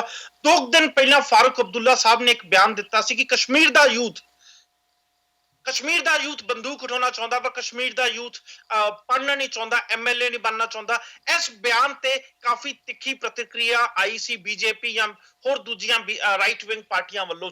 ਪਰ ਸਵਾਲ ਇਹ ਉੱਠਦਾ ਵਾ ਕਿ ਜੇ ਉਮਰ ਖਾਲਿਦ ਸੈਮੀਨਾਰ ਵਿੱਚ ਬੋਲ ਕੇ ਜਾਂ ਤੁਸੀਂ ਉਹਦੇ ਨਾਲ ਡਿਬੇਟ ਕਰਕੇ ਆਪਣੇ ਵਿਚਾਰਾਂ ਦਾ ਆਦਾਨ ਪ੍ਰਦਾਨ ਕਰ ਸਕਦੇ ਜੋ, ਤੇ ਫਿਰ ਸ਼ਾਇਦ ਉਮਰ ਖਾਲਿਦ ਦੀਆਂ ਜਿਨ੍ਹਾਂ ਵੱਲ ਫਾਰੂਕ ਅਬਦੁੱਲਾ ਸਾਹਿਬ ਦਾ ਇਸ਼ਾਰਾ ਸੀ, ਉਹਨਾਂ ਨੂੰ ਬੰਦੂਕ ਉਠਾਉਣ ਦੀ ਨਾ ਲੋੜ ਪਏ। ਪਰ ਹਾਲਾਤ ਇਹ ਹੋ ਗਏ ਆ ਕਿ ਜਦੋਂ ਤੁਸੀਂ ਲੋਕਾਂ ਨੂੰ ਬੋਲਣ ਤੋਂ ਮਨਾ ਕਰਦੇ ਜੋ, ਤੇ ਸ਼ਾਇਦ ਜਿਹਨੂੰ ਵੀ ਤੁਸੀਂ ਮਨਾ ਕਰਦੇ ਜੋ ਉਹ ਦੂਜੇ ਆਲਟਰਨੇਟਿਵ ਜ਼ਰੂਰ ਵੇਖੂਗਾ। ਮੈਂ ਆਪਣੇ ਪਹਿਲੇ ਸਵਾਲ ਤੇ ਆਉਂਗਾ। ਅਜੀਤ ਜੀ ਤੇ ਸੀਪੀ ਸਿੰਘ ਜੀ ਨੂੰ ਚਾਹੂੰਗਾ ਜੇ ਉਹ ਵਿਚਾਰ ਦੇਣਾ ਚਾਹਣ। ਤੇ ਕੀ ਉਮਰ ਖਾਲਿਦ ਜੇ ਉਦੋਂ ਸੈਮੀਨਾਰ ਦੇ ਵਿੱਚ ਬੋਲਦਾ, ਕੀ ਉਦੋਂ ਤੁਹਾਨੂੰ ਲੱਗਦਾ ਕਿ ਇੰਡੀਆ ਨੂੰ ਕੋਈ ਨੁਕਸਾਨ ਹੁੰਦਾ? ਕਿਉਂਕਿ ਬਾਰ-ਬਾਰ ਏਬੀਵੀਪੀ ਦੁਆਰਾ ਐਂਟੀ ਨੈਸ਼ਨਲ ਕਿਹਾ ਜਾ ਰਿਹਾ ਵਾ। ਕੀ ਤੁਹਾਨੂੰ ਵੀ ਲੱਗਦਾ ਹੈ ਕਿ ਉਮਰ ਖਾਲਿਦ ਦੁਆਰਾ ਐਂਟੀ ਨੈਸ਼ਨਲ ਗਤੀਵਿਧੀਆਂ ਕੀਤੀਆਂ ਗਈਆਂ ਸੀ? ਜੇ ਕੀਤੀਆਂ ਗਈਆਂ ਸੀ, 1 ਸਾਲ ਹੋ ਗਿਆ ਵਾ, ਦਿੱਲੀ ਪੁਲਿਸ ਅਜੇ ਤੱਕ ਚਾਰਜ ਸ਼ੀਟ ਵੀ ਦਾਖਲ ਕਿਉਂ ਨਹੀਂ ਕਰ ਪਾਈ? ਦਿੱਲੀ ਪੁਲਿਸ ਸਿੱਧੀ ਹੋਮ ਮਿਨਿਸਟਰ ਦੇ ਅੰਡਰ ਕੰਮ ਕਰਦੀ ਆ, ਕਿਉਂ ਨਹੀਂ ਹੋਮ ਮਿਨਿਸਟਰ ਜੇ ਐਂਟੀ ਨੈਸ਼ਨਲ ਗਤੀਵਿਧੀਆਂ ਉਮਰ ਖਾਲਿਦ ਅਤੇ ਕਨਈਆ ਕੁਮਾਰ ਦੁਆਰਾ ਇੰਨੀਆਂ ਜ਼ਿਆਦੀਆਂ ਜਾਂ ਇਸ ਲੈਵਲ ਤੱਕ ਸੀ ਕਿ ਦੇਸ਼ ਨੂੰ ਨੁਕਸਾਨ ਪਹੁੰਚ ਸਕਦਾ ਵਾ ਤੇ ਪੁਲਿਸ ਨੂੰ ਚਾਰਜ ਸ਼ੀਟ ਕਾਫੀ ਪਹਿਲਾਂ ਦਾਖਲ ਕਰ ਦੇਣੀ ਚਾਹੀਦੀ ਸੀ। ਹਰਪ੍ਰੀਤ ਜੀ, ਇੱਕ ਤਾਂ ਤੁਸੀਂ ਜਿਹੜੀ ਪਹਿਲਾਂ ਗੱਲ ਕੀਤੀ ਸੀ, ਮੈਂ ਉਹ ਤੋਂ ਪਹਿਲਾਂ ਇੱਕ ਨਿੱਕੀ ਜਿਹੀ ਐਡੀਸ਼ਨ ਕਰਨੀ ਚਾਹਾਂਗਾ। ਤੁਸੀਂ ਜਿਹੜੀ ਇਹ ਗੱਲ ਕੀਤੀ ਸੀ ਕਿ ਨੈਸ਼ਨਲਿਜ਼ਮ ਦਾ ਸਰਟੀਫਿਕੇਟ RSS ABVP ਦਿੰਦੀ ਹੈ ਔਰ ਸਹੀ ਓਨੈਸਟ ਹੋਣ ਦਾ ਸਰਟੀਫਿਕੇਟ ਜਿਹੜਾ ਹੈਗਾ ਉਹ ਅਰਵਿੰਦ ਕੇਜਰੀਵਾਲ ਦਿੰਦੇ ਨੇ, ਪਰ ਤੁਸੀਂ ਇੱਕ ਭੁੱਲ ਗਏ ਕਿ ਜਿਹੜਾ ਧਰਮ ਨਿਰਪੱਖਤਾ ਦਾ ਜਿਹੜਾ ਸਰਟੀਫਿਕੇਟ ਹੈ ਉਹ ਸ਼ਾਇਦ ਕਾਂਗਰਸ ਪਾਰਟੀ ਤੇ ਲੈਫਟ ਪਾਰਟੀਆਂ ਦਿੰਦੀਆਂ ਨੇ, ਜੇ ਉਹ ਮੰਨਦੀਆਂ ਨੇ ਕਿ I think ਅਜੀਤ ਜੀ ਇਸ ਪੈਨਲ ਦੇ ਵਿੱਚ ਜਿੰਨੇ ਵੀ ਲੋਕ ਹੈ ਸ਼ਾਇਦ ਤੁਹਾਡੀ ਇਸ ਗੱਲ ਨਾਲ ਸਹਿਮਤ ਨਾ ਹੋਣ, ਜਿੰਨੇ ਵੀ ਇਸ ਪੈਨਲ 'ਚ ਲੋਕ ਆ ਸ਼ਾਇਦ ਤੁਹਾਡੀ ਇਸ ਗੱਲ ਨਾਲ ਸਹਿਮਤ ਨਾ ਹੋਣ। ਤੁਸੀਂ ਇਸ ਗੱਲ ਨਾਲ ਸਹਿਮਤ ਹੋ ਜਾਂ ਨਾ ਹੋ ਇਹ ਜ਼ਰੂਰੀ ਨਹੀਂ ਹੈਗਾ, ਪਰ ਇਹ ਬਿਲਕੁਲ ਜ਼ਰੂਰੀ ਆ, ਕਿਉਂਕਿ ਤੁਸੀਂ ਇਹ ਕਹਿ ਰਹੇ ਜੋ ਧਰਮ ਨਿਰਪੇਖਤਾ ਦਾ ਸਰਟੀਫਿਕੇਟ ਕਾਂਗਰਸ ਜਾਂ ਲੈਫਟ ਵਿੰਗ ਜਥੇਬੰਦੀਆਂ ਦਿੰਦੀਆਂ ਨੇ, ਜਦਕਿ ਮੈਨੂੰ ਤੁਸੀਂ ਇੱਕ ਇਦਾਂ ਦਾ ਇਨਸੀਡੈਂਟ ਜ਼ਰੂਰ ਦੱਸਿਓ ਤਾਂ ਕਿ ਮੇਰੀ ਵੀ ਥੋੜੀ ਜਿਹੀ ਯਾਦਾਸ਼ਤ ਜੇ ਕਮਜ਼ੋਰ ਹੈ ਮੈਨੂੰ ਵੀ ਪਤਾ ਲੱਗ ਜਾਏ ਕਿ ਇਦਾਂ ਦੇ ਇਨਸੀਡੈਂਟ ਕਦੋਂ ਹੋਏ ਸੀ ਕਿ ਜਦੋਂ ਧਰਮ ਨਿਰਪੇਖਤਾ ਦਾ ਸਰਟੀਫਿਕੇਟ ਲੈਫਟ ਵਿੰਗ ਜਾਂ ਕਾਂਗਰਸ ਪਾਰਟੀ ਨੇ ਦਿੱਤਾ ਸੀ। ਇਹ ਸਾਰਾ ਕੁਝ ਜਿਹੜਾ ਹੈਗਾ ਇਹ ਉਸੇ ਦੇ ਅਧੀਨ, ਉਸੇ ਸੋਚ ਦੇ ਅਧੀਨ ਹੋ ਰਿਹਾ ਹੈ। ਕੌਣ ਕਹਿ ਰਿਹਾ Ajit ji can we talk on facts, ਕੌਣ ਨਹੀਂ ਹੈ? ਅਸੀਂ ਫੈਕਟ ਤੇ ਕਿਉਂ ਨਹੀਂ ਗੱਲ ਕਰਦੇ? ਮੁਸਲਮਾਨਾਂ ਨੂੰ ਜਿਹੜੀ ਹੈਗੀ ਉਹ ਡਰਾਉਣ ਦੀ ਰਾਜਨੀਤੀ ਕੀਤੀ ਜਾ ਰਹੀ ਹੈ। ਇਹ ਕੌਣ ਕਹਿ ਰਿਹਾ? ਕਾਂਗਰਸ ਦੇ ਲੈਫਟਿਸਟ ਤਾਂ ਕਹਿ ਰਹੇ ਨੇ, ਹੋਰ ਕੌਣ ਕਹਿ ਰਹੇ ਨੇ? ਅਜੀਤ ਜੀ ਕੀ ਅਸੀਂ ਫੈਕਟਸ ਤੇ ਗੱਲ ਕਰੀਏ? ਫੈਕਟਸ ਫਿਰ ਮੈਂ ਫੈਕਟ ਤੇ ਗੱਲ ਕਰਨ ਲੱਗਿਆ ਤੇ ਤੁਸੀਂ ਵਿੱਚ ਬੋਲ ਪਏ ਹੋ। ਨਹੀਂ ਤੁਸੀਂ ਮੈਨੂੰ ਇੱਕ ਇਨਸੀਡੈਂਟ ਇੱਕ ਨਿਊਜ਼ ਤੇ ਸ਼ੇਅਰ ਕਰੋ ਸਾਡੇ ਨਾਲ। ਨਹੀਂ ਲੱਗਦਾ ਤੁਸੀਂ ਨਾ ਮੰਨੋ, ਮੈਂ ਤਾਂ ਨਹੀਂ ਤੁਹਾਨੂੰ ਕਹਿੰਦਾ ਤੁਸੀਂ ਨਹੀਂ ਮੈਂ ਮੰਨਣ ਨੂੰ ਤਿਆਰ ਆ, ਮੈਂ ਕਹਿ ਰਿਹਾ ਇੱਕ ਇਨਸੀਡੈਂਟ ਤੇ ਸ਼ੇਅਰ ਕਰੋ, ਇੱਕ ਨਿਊਜ਼ ਤੇ ਸ਼ੇਅਰ ਕਰੋ ਕਿ ਸਾਨੂੰ ਵੀ ਪਤਾ ਲੱਗੇ ਕਿ ਧਰਮ ਨਿਰਪੇਖਤਾ ਦੇ ਸਰਟੀਫਿਕੇਟ ਅੱਜਕੱਲ ਲੈਫਟ ਵਿੰਗ ਜਾਂ ਕਾਂਗਰਸ ਦਫ਼ਤਰਾਂ ਤੋਂ ਵੰਡੇ ਜਾਂਦੇ ਨੇ। ਇਹ ਸਾਰਾ ਸਿਸਟਮ ਬਣ ਰਿਹਾ ਹੈ, ਇਹ ਸਾਰਾ ਸਿਸਟਮ ਇਸ ਤਰ੍ਹਾਂ ਕ੍ਰੀਏਟ ਹੋ ਰਿਹਾ ਹੈ। ਹੁਣ ਤੁਹਾਡੀ ਉਸ ਗੱਲ ਤੇ ਮੈਨੂੰ ਆਉਣ ਦਿਓ ਜਿਹੜਾ ਤੁਸੀਂ ਸਵਾਲ ਕੀਤਾ। ਮੈਂ ਮੰਨਦਾ ਹਾਂ ਕਿ ਜੇ ਉੱਥੇ ਉਮਰ ਖਾਲਿਦ ਲੈਕਚਰ ਦੇ ਜਾਂਦੇ ਕੋਈ ਬਹੁਤ ਵੱਡੀ ਗੱਲ ਨਹੀਂ ਸੀ ਹੋਣੀ, ਕੋਈ ਭੁਚਾਲ ਨਹੀਂ ਸੀ ਆ ਜਾਣਾ, ਕੋਈ ਕੁਝ ਨਹੀਂ ਸੀ ਹੋ ਜਾਣਾ। ਪਰ ਸਵਾਲ ਇਹ ਹੈ ਕਿ ਇਹ ਮਾਹੌਲ ਇਨਟੋਲਰੈਂਸ ਦਾ ਕਿਵੇਂ ਕ੍ਰੀਏਟ ਹੋਇਆ? ਉਸ ਚੀਜ਼ ਨੂੰ ਕੋਖੇ ਤੋਂ ਬਿਨਾਂ ਤੁਸੀਂ ਇਸ ਗੱਲ ਦਾ ਜਵਾਬ ਨਹੀਂ ਲੱਭ ਸਕਦੇ। ਨਿੰਦਿਆ ਕੀਤੀ ਜਾ ਸਕਦੀ ਹੈ ਕਿ ਉਹਨੂੰ ਲੈਕਚਰ ਕਰ ਦੇਣਾ ਚਾਹੀਦਾ ਸੀ, ਫਰੀडम ਆਫ ਸਪੀਚ ਜਿਹੜੀ ਹੈਗੀ ਉਹਦੇ ਤੇ ਉਹਨੂੰ ਮਾਨਤਾ ਮਿਲਣੀ ਚਾਹੀਦੀ। ਇਹ ਇੱਕ ਬਹੁਤ ਸੌਖਾ ਤਰੀਕਾ ਹੈ, ਮੈਂ ਵੀ ਕਰਕੇ ਇੱਕ ਮਿੰਟ 'ਚ ਚੁੱਪ ਹੋ ਜਾਣਾ, ਬਹੁਤ ਸੌਖਾ ਤਰੀਕਾ, ਬਹੁਤ ਚੰਗੀ ਗੱਲ ਲੱਗੇਗੀ। ਪਰ ਅਸਲੀਅਤ ਇਹ ਹੈ ਕਿ ਇੱਕ ਦੂਜੇ ਨੂੰ ਇਨਟੋਲਰੈਂਸ ਕਰਨ ਦਾ ਮਾਹੌਲ ਉਦੋਂ ਤੋਂ ਜ਼ਿਆਦਾ ਸ਼ੁਰੂ ਹੋਇਆ ਜਦੋਂ ਜਿਹੜੀ ਹੈਗੀ ਭਾਜਪਾ ਦੀ ਸਰਕਾਰ ਆ ਗਈ ਹੈ। ਕਿਉਂਕਿ ਭਾਜਪਾ ਦੀ ਸਰਕਾਰ ਆਉਣ ਤੋਂ ਬਾਅਦ ਇੱਕ ਜਿਹੜੀ ਕੈਲਕੂਲੇਸ਼ਨ ਕਾਂਗਰਸ ਔਰ ਲੈਫਟਿਸਟ ਦੀ ਸੀ ਕਿ ਇੱਕ ਵੋਟ ਬੈਂਕ ਨੂੰ ਜਿਹਦੇ ਨਾਲ ਉਮਰ ਖਾਲਿਦ ਸੰਬੰਧਿਤ ਹੈ ਉਸ ਬੈਂਕ ਨੂੰ ਇੰਟੈਕਟ ਰੱਖੋ, ਔਰ ਲੋਕਾਂ ਦਾ ਜਿਹੜਾ ਹੈਗਾ ਉਹ ਲੋਕ ਜਿਹੜੇ ਧਰਮ ਨਿਰਪੱਖਤਾ ਨੂੰ ਮਾਨਤਾ ਦਿੰਦੇ ਨੇ ਇਹਨਾਂ ਦੇ ਜੋੜ ਨਾਲ ਅਸੀਂ ਰਾਜਨੀਤੀ ਕਰੀ ਜਾ ਰਹੇ। ਮੈਂ ਬਹੁਤ ਵਾਰੀ ਪਹਿਲਾਂ ਕਿਹਾ ਕਿ ਇਹਨਾਂ ਦੀ ਵਸਾਈ ਬਸਾਤ ਦੇ ਉੱਤੇ ਪੋਲਰਾਈਜੇਸ਼ਨ ਦੀ ਰਾਜਨੀਤੀ ਨੂੰ ਹੁਣ ਬੀਜੇਪੀ ਇਹਨਾਂ ਨਾਲੋਂ ਬੈਟਰ ਤਰੀਕੇ ਨਾਲ ਖੇਡ ਰਹੀ ਹੈ। ਸੋ ਹਰ ਇੱਕ ਤਰੀਕੇ ਦੇ ਨਾਲ ਉਹ ਉਹਨਾਂ ਨੂੰ ਕਿਤੇ ਨਾ ਕਿਤੇ ਐਂਟੀ ਜਿਹੜਾ ਹੈਗਾ ਧਰਮ ਨਿਰਪੱਖਤਾ ਉਹ ਸ਼ੋਅ ਕਰਕੇ ਉਹਨਾਂ ਨੂੰ ਉਸ ਜਗ੍ਹਾ ਤੇ ਲਿਆ ਕੇ ਖੜਾ ਕਰਨਾ ਚਾਹੁੰਦੇ ਨੇ ਜਿੱਥੇ ਲੋਕਾਂ ਨੂੰ ਲੱਗੇ ਕਿ ਇਹ ਦੇਸ਼ ਲਈ, ਇਹ ਦੇਸ਼ ਦੀ ਇੱਕ ਮੁੱਖ ਧਾਰਾ ਲਈ ਇਹ ਪਾਰਟੀ ਖਤਰਾ ਬਣ ਗਈ ਹੈ। ਉਹ ਇਸ ਚੀਜ਼ ਦੇ ਉੱਤੇ ਤੁਸੀਂ ਮੈਨੂੰ ਇਹ ਦੱਸੋ ਕਿ ਇਹਦੇ ਵਿੱਚ ਕਿੰਨੀ ਸੱਚਾਈ ਹੈ। ਮੈਂ ਜਿਹੜੀ 10 ਵਾਰੀ ਪਹਿਲਾਂ ਵੀ ਕਹਿ ਚੁੱਕਿਆ, ਉਹਦਾ ਜਵਾਬ ਕਿਉਂ ਨਹੀਂ ਮਿਲਦਾ? ਮੈਂ ਬਾਰ-ਬਾਰ ਕਹਿਣਾ, ਇੱਕ ਪਾਰਟੀ ਦਾ ਮੁਖੀ ਰਾਹੁਲ ਗਾਂਧੀ, ਉਹਦੇ ਪਾਰਟੀ ਦੇ ਰਾਜ ਵਿੱਚ ਅਫਜ਼ਲ ਗੁਰੂ ਨੂੰ ਫਾਂਸੀ ਦਿੱਤੀ ਜਾਂਦੀ ਹੈ ਤੇ ਉਹਦੀ ਜਿਹੜੀ ਹੈਗੀ ਉਹਦੇ ਨਾਲ ਇੱਕ ਤਰ੍ਹਾਂ ਦੀ ਇਕਜੁੱਟਤਾ ਕਹਿ ਲਓ ਜਾਂ ਹਮਦਰਦੀ ਦਿਖਾਉਣ ਵਾਲੀ ਰੈਲੀ ਵਿੱਚ ਜਾਂਦਾ ਤੇ ਉਹਨੂੰ ਸਵਾਲ ਨਹੀਂ ਪੁੱਛਿਆ ਜਾਂਦਾ ਹੈਗਾ ਕਿ ਤੇਰੀ ਪਾਰਟੀ ਦੇ ਰਾਜ ਵਿੱਚ ਇਹ ਕਿਉਂ ਹੋਇਆ ਸੀ। ਔਰ ਜੇ ਆਜ਼ਾਦੀ ਦੀ ਗੱਲ ਆਉਂਦੀ ਹੈ ਤਾਂ ਕਿਆ ਜਿਹੜੀ ਗਰੀਬੀ ਤੋਂ ਆਜ਼ਾਦੀ ਹੈ ਉਹਨੂੰ ਕਸ਼ਮੀਰ ਦੀ ਆਜ਼ਾਦੀ ਨਾਲ ਜੋੜਿਆ ਜਾ ਸਕਦਾ ਹੈ? ਜੇ ਦੋਵੇਂ ਨਾਰੇ ਇੱਕ ਸਟੇਜ ਤੇ ਲੱਗਦੇ ਨੇ ਤਾਂ ਉੱਥੇ ਕਿਤੇ ਸਬਵਰਸਿਵ ਪੋਲਿਟਿਕਸ ਹੋ ਰਹੀ ਹੈ। ਤੁਸੀਂ ਉਹਨਾਂ ਚੀਜ਼ਾਂ ਤੋਂ ਇਨਕਾਰੀ ਹੋ ਕੇ ਮੈਨੂੰ ਪੁੱਛੀ ਜਾਓ, ਇੱਕ ਵਾਰੀ ਦੇ ਦਿਓ ਬਿਆਨ। ਹੋ ਸਕਦਾ ਮੈਂ ਸ਼ਾਇਦ ਇਸ ਵਕਤ ਨਾ ਤਿਆਰੀ ਇਸ ਚੀਜ਼ ਦੀ ਕੀਤੀ ਹੋਵੇ, ਮੈਂ ਨਾ ਤੁਹਾਨੂੰ ਉਸ ਚੀਜ਼ ਦੀ ਮਿਸਾਲ ਦੇ ਸਕਦਾ ਹੋਵਾਂ, ਪਰ ਤੁਸੀਂ ਇਸ ਵਿਚਾਰਧਾਰਾ ਤੋਂ ਜਿਹੜੀ ਇੱਕ ਸਾਜ਼ਿਸ਼ੀ ਪੋਲਿਟਿਕਸ ਹੈ ਉਹ ਕਰ ਰਹੀਆਂ ਨੇ ਪਾਰਟੀਆਂ, ਔਰ ਉਹਦੇ ਹਿੱਸੇ ਦੇ ਨਾਲ ਉਦੋਂ ਉਹਨਾਂ ਦੇ ਸਟੂਡੈਂਟ ਵਿੰਗ, ABP ਜਿਹੜੀ ਹੈਗੀ ਭਾਜਪਾ ਦਾ ਸਟੂਡੈਂਟ ਵਿੰਗ ਹੈ, ਉਹ ਹਾਈਪ ਵੀ ਕ੍ਰੀਏਟ ਕਰਨ ਦੀ ਕੋਸ਼ਿਸ਼ ਕਰਦੇ ਆ। ਉਹ ਵਿਰੋਧਤਾ ਦੇ ਵਿੱਚ ਕਈ ਵਾਰੀ ਹੱਦ ਤੋਂ ਵੱਧ ਅੱਗੇ ਜਾ ਸਕਦੇ ਆ। ਉਹ ਵਿਰੋਧਤਾ ਦੀਆਂ ਇੱਕ ਡੈਮੋਕ੍ਰੇਟ ਹੱਦਾਂ ਨੂੰ ਵੀ ਤੋੜਿਆ, ਉਹਨਾਂ ਦੀ ਨਿੰਦਿਆ ਕਰਦੀ ਬਣਦੀ ਹੈ। ਪਰ ਜਿਸ ਵਿਚਾਰਧਾਰਾ ਦੇ ਪਿੱਛੇ ਇਹ ਸਿਨੈਰੀਓ ਸਾਰਾ ਕ੍ਰੀਏਟ ਹੋਇਆ ਹੈ, ਜੇ ਤੁਸੀਂ ਉਹਦੇ ਤੇ ਕੋਈ ਪੜਚੋਲ ਨਹੀਂ ਕਰਦਾ ਕੋਈ, ਔਰ ਉਹਨੂੰ ਬਾਹਰ ਰੱਖ ਕੇ ਜੇ ਕੋਈ ਨਿੰਦਿਆ ਕਰੀ ਜਾਂਦਾ, ਮੈਨੂੰ ਲੱਗਦਾ ਉਹ ਅਸਲੀਅਤ ਤੋਂ ਦੂਰ ਹੈ। ਸ਼ਾਇਦ ਉਹਦੇ ਆਪਣੇ ਪੋਲੀਟੀਕਲ ਮੋਟਿਵ ਹੋ ਸਕਦੇ ਨੇ, ਕਿਸੇ ਆਪਣੇ ਜਿਹੜੀ ਉਹਨਾਂ ਨੂੰ ਪਾਰਟੀਆਂ ਚੰਗੀਆਂ ਲੱਗਦੀਆਂ ਨੇ ਉਹਨੂੰ ਵਿੰਡੀਕੇਟ ਕਰਨ ਦੀ ਕੋਸ਼ਿਸ਼ ਕੀਤੀ ਜਾਂਦੀ ਹੋ ਸਕਦੀ ਹੈ, ਪਰ ਅਸਲੀਅਤ ਨੂੰ ਘੋਖ ਕੇ ਮੁਲਕ ਨੂੰ ਚੰਗੇ ਰਸਤੇ ਤੇ ਲਿਜਾਉਣ ਵਾਲੀ ਗੱਲ ਨਹੀਂ ਹੋ ਸਕਦੀ ਹੈਗੀ ਜੀ। ਇੱਕ ਸਵਾਲ ਹੋਰ ਉੱਠਦਾ ਵਾ ਜਿੱਤੇ ਡਿਸਕਸ਼ਨ ਕਰਨੀ ਜ਼ਰੂਰ ਬਣਦੀ ਆ। ਅਜੀਤ ਜੀ ਦੇ ਕਮੈਂਟਸ ਦਾ ਵੀ ਮੈਂ ਬਿਲਕੁਲ ਉਹਨਾਂ ਦੇ ਆਦਰ ਕਰਦਾ ਵਾਂ, ਉਹਨਾਂ ਦੇ ਵਿਚਾਰ ਵੀ ਤੇ ਵੀ ਸਾਨੂੰ ਜ਼ਰੂਰ ਨਿਗਾਹ ਮਾਰਨੀ ਚਾਹੀਦੀ ਹੈ। ਪਰ ਇੱਕ ਸਵਾਲ ਜੋ ਮੈਂ ਦਰਸ਼ਕਾਂ ਨੂੰ ਇੱਕ ਗੱਲ ਹੋਰ ਦੱਸਦਾ ਕਿ ਅਸੀਂ ਅੱਜ ਆਪਣੀ ਟੀਮ ਨੂੰ ਰਾਮਜਸ ਕਾਲਜ ਭੇਜਿਆ ਸੀ। ਤੁਸੀਂ ਸਾਡੇ ਲਾਈਵ ਸ਼ੋਅ ਤੋਂ ਪਹਿਲਾਂ 45 ਮਿੰਟ ਦੀ ਇੱਕ ਵੀਡੀਓ ਜੋ ਕਿ ਫੁਟੇਜ ਦੇਖੀ ਹੋਊਗੀ, ਜੋ ਕਿ ਰਾਮਜਸ ਕਾਲਜ ਦੀ ਸੀ। ਉੱਥੋਂ ਦੇ ਵਿਦਿਆਰਥੀਆਂ ਨਾਲ ਗੱਲ ਕਰਦੇ ਸਾਡੀ ਟੀਮ ਦੇ ਤੁਸੀਂ ਦੇਖ ਚੁੱਕੇ ਹੋਗੇ। ਕਈ ਸਵਾਲ ਸੀ ਜੋ ਅਸੀਂ ਆਪ ਉਹਨਾਂ ਨੂੰ ਡਿਜ਼ਾਈਨ ਕਰਕੇ ਇੱਥੋਂ ਦਿੱਤੇ ਸੀ। ਅਸੀਂ ਚਾਹੁੰਦੇ ਸੀ ਕਿ ਸਟੂਡੈਂਟਸ ਕੀ ਸੋਚਦੇ ਆ, ਉਹ ਸਟੂਡੈਂਟਸ ਖਾਸ ਕਰਕੇ ਜੋ ਕਿ ਜਥੇਬੰਦੀ ਨਾਲ ਜੁੜੇ ਨਹੀਂ ਹੋਏ। ਅਨਫੋਰਚੂਨੇਟਲੀ ਜ਼ਿਆਦਾ ਸਟੂਡੈਂਟ ਕਿਉਂਕਿ ਮਾਹੌਲ ਖਰਾਬ ਹੋਣ ਕਰਕੇ ਪੈਰੈਂਟਸ ਬੱਚਿਆਂ ਨੂੰ ਯੂਨੀਵਰਸਿਟੀ ਜਾਂ ਕਾਲਜਸ ਚ ਨਹੀਂ ਭੇਜ ਰਹੇ, ਤੇ ਜ਼ਿਆਦਾ ਸਟੂਡੈਂਟ ਉਹੀ ਮਿਲੇ ਜੋ ਕਿ ਜਥੇਬੰਦੀਆਂ ਨਾਲ ਜੁੜੇ ਹੋਏ ਨੇ। ਪਰ ਕੁਝ ਸਟੂਡੈਂਟ ਜੋ ਏਦਾਂ ਦੇ ਵੀ ਮਿਲੇ ਜੋ ਕਿ ਜਥੇਬੰਦੀ ਨਾਲ ਜੁੜੇ ਨਹੀਂ ਹੋਏ। ਉਹਨਾਂ ਨੇ ਜਦੋਂ ਸਵਾਲ ਜਵਾਬ ਕੀਤੇ ਗਏ ਤੇ ਕੁਝ ਸਵਾਲ ਬੜੇ ਹੀ ਅਹਿਮ ਸੀ ਜਾਂ ਇੰਪੋਰਟੈਂਟ ਸੀ, ਜੋ ਮੈਂ ਜ਼ਰੂਰ ਡਿਸਕਸ ਕਰਨਾ ਚਾਹੂੰਗਾ। ਪਹਿਲਾ ਨੰਬਰ ਦਾ ਸਵਾਲ ਕਿ ਰਾਮਜਸ ਕਾਲਜ ਨੂੰ ਉਮਰ ਖਾਲਿਦ ਨੂੰ ਬੁਲਾਉਣਾ ਗਲਤ ਸੀ, ਜਾਂ ਫਿਰ ਅਸੀਂ ਕਹਿ ਸਕਦੇ ਹਾਂ ਜੇ ਕਾਲਜ ਨੇ ਕਿ ਸਪੀਕਰ ਨੂੰ ਬੁਲਾਇਆ ਵਾ ਤੇ ਡਿਬੇਟ ਵਾਸਤੇ ਜਾਂ ਸੈਮੀਨਾਰ ਵਾਸਤੇ, ਤੇ ਸ਼ਾਇਦ ਉਹ ਗਲਤ ਨਹੀਂ ਆ। ਪਰ ਸਵਾਲ ਮੈਂ ਤਾਂ ਪੁੱਛ ਰਿਹਾ ਵਾਂ ਕਿਉਂਕਿ ਜੋ ਦੇਸ਼ ਦਰੋਹੀ ਦਾ ਸੈਡੀਸ਼ਨ ਦੇ ਚਾਰजेस ਉਮਰ ਖਾਲਿਦ ਦੇ ਉੱਤੇ ਲੱਗੇ ਹੋਏ ਨੇ, ਉਹਦੇ ਚੱਲਦੇ ਹੋਏ ਜੇ ਇੰਸਟੀਚਿਊਟ ਏਦਾਂ ਦੇ ਕੇ ਵਿਅਕਤੀ ਨੂੰ ਸੈਮੀਨਾਰ ਜਾਂ ਸਪੀਚ ਵਾਸਤੇ ਬੁਲਾਉਂਦਾ ਵਾ, ਕੀ ਉਹ ਇੰਸਟੀਚਿਊਟ ਦੀ ਵੀ ਗਲਤੀ ਹੈ ਜਾਂ ਨਹੀਂ? ਹਰਪ੍ਰੀਤ ਜੀ ਮੈਂ ਇਹਦੇ ਤੇ ਕਮੈਂਟ ਕਰਨਾ ਚਾਹੂੰਗਾ।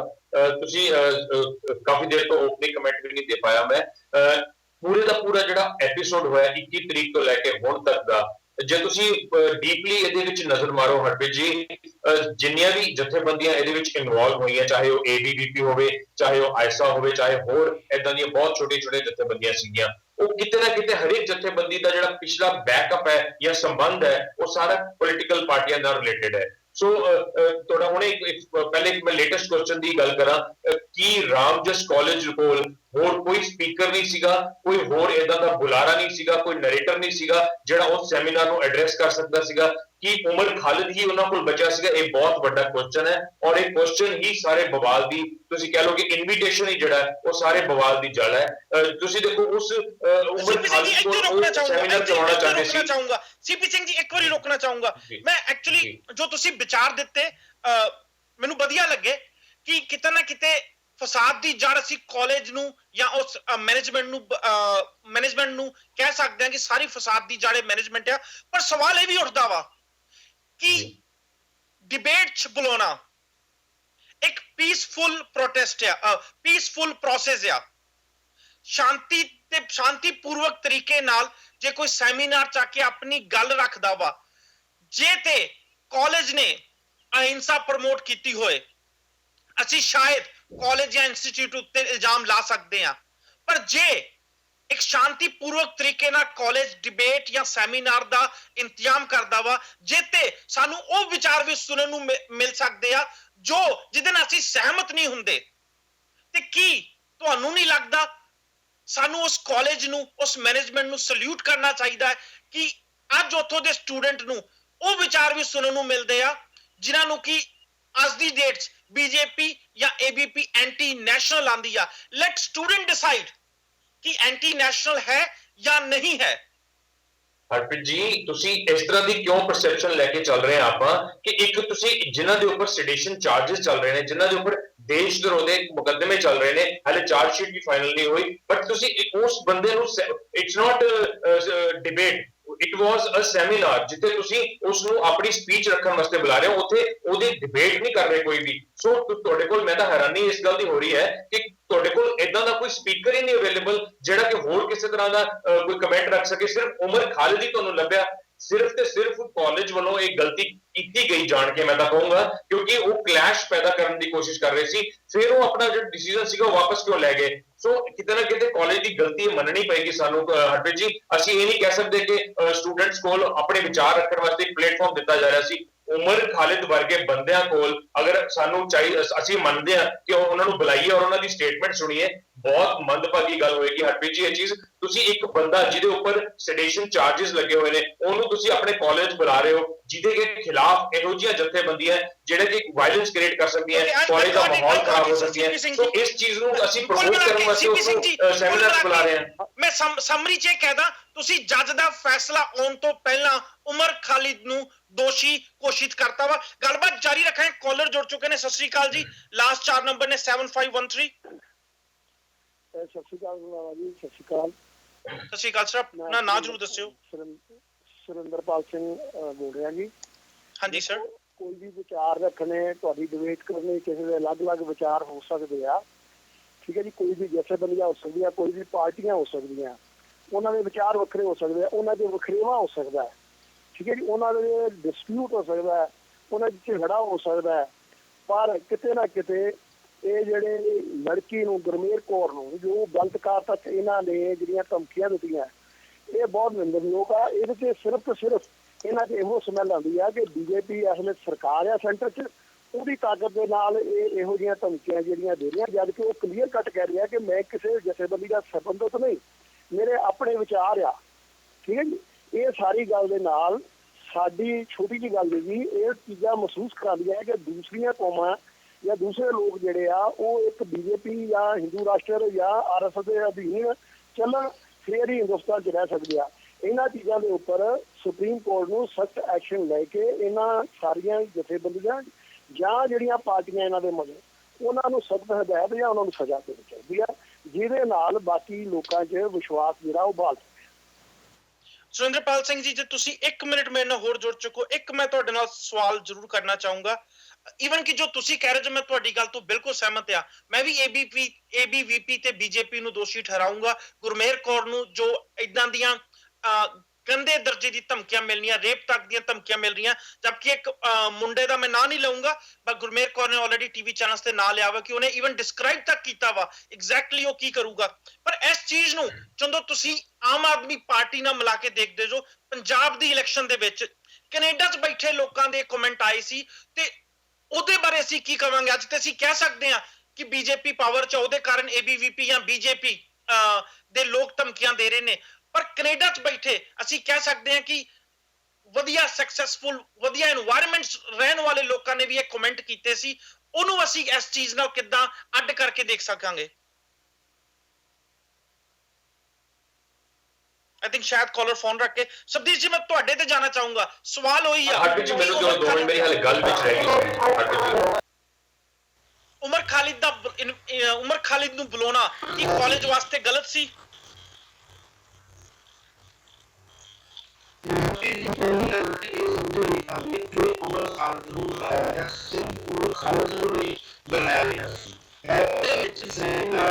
ਤੁਹਾਡੀ ਆਡੀਓ ਇਸ਼ੂ ਆ ਰਿਹਾ ਵਾ, ਮੈਂ ਇੱਕ ਵਾਰੀ ਟੈਕਨੀਕਲ ਟੀਮ ਨੂੰ ਕਹੂੰਗਾ। ਸਬਦੀਪ ਜੀ, ਤੁਹਾਡਾ ਆਡੀਓ ਇਸ਼ੂ ਆਇਆ, ਟੈਕਨੀਕਲ ਟੀਮ ਨੂੰ। ਹਰਪ੍ਰੀਤ ਜੀ, ਮੈਂ ਇੱਕ ਗੱਲ ਕਹਿਣਾ ਚਾਹੂੰਗਾ ਜੀ।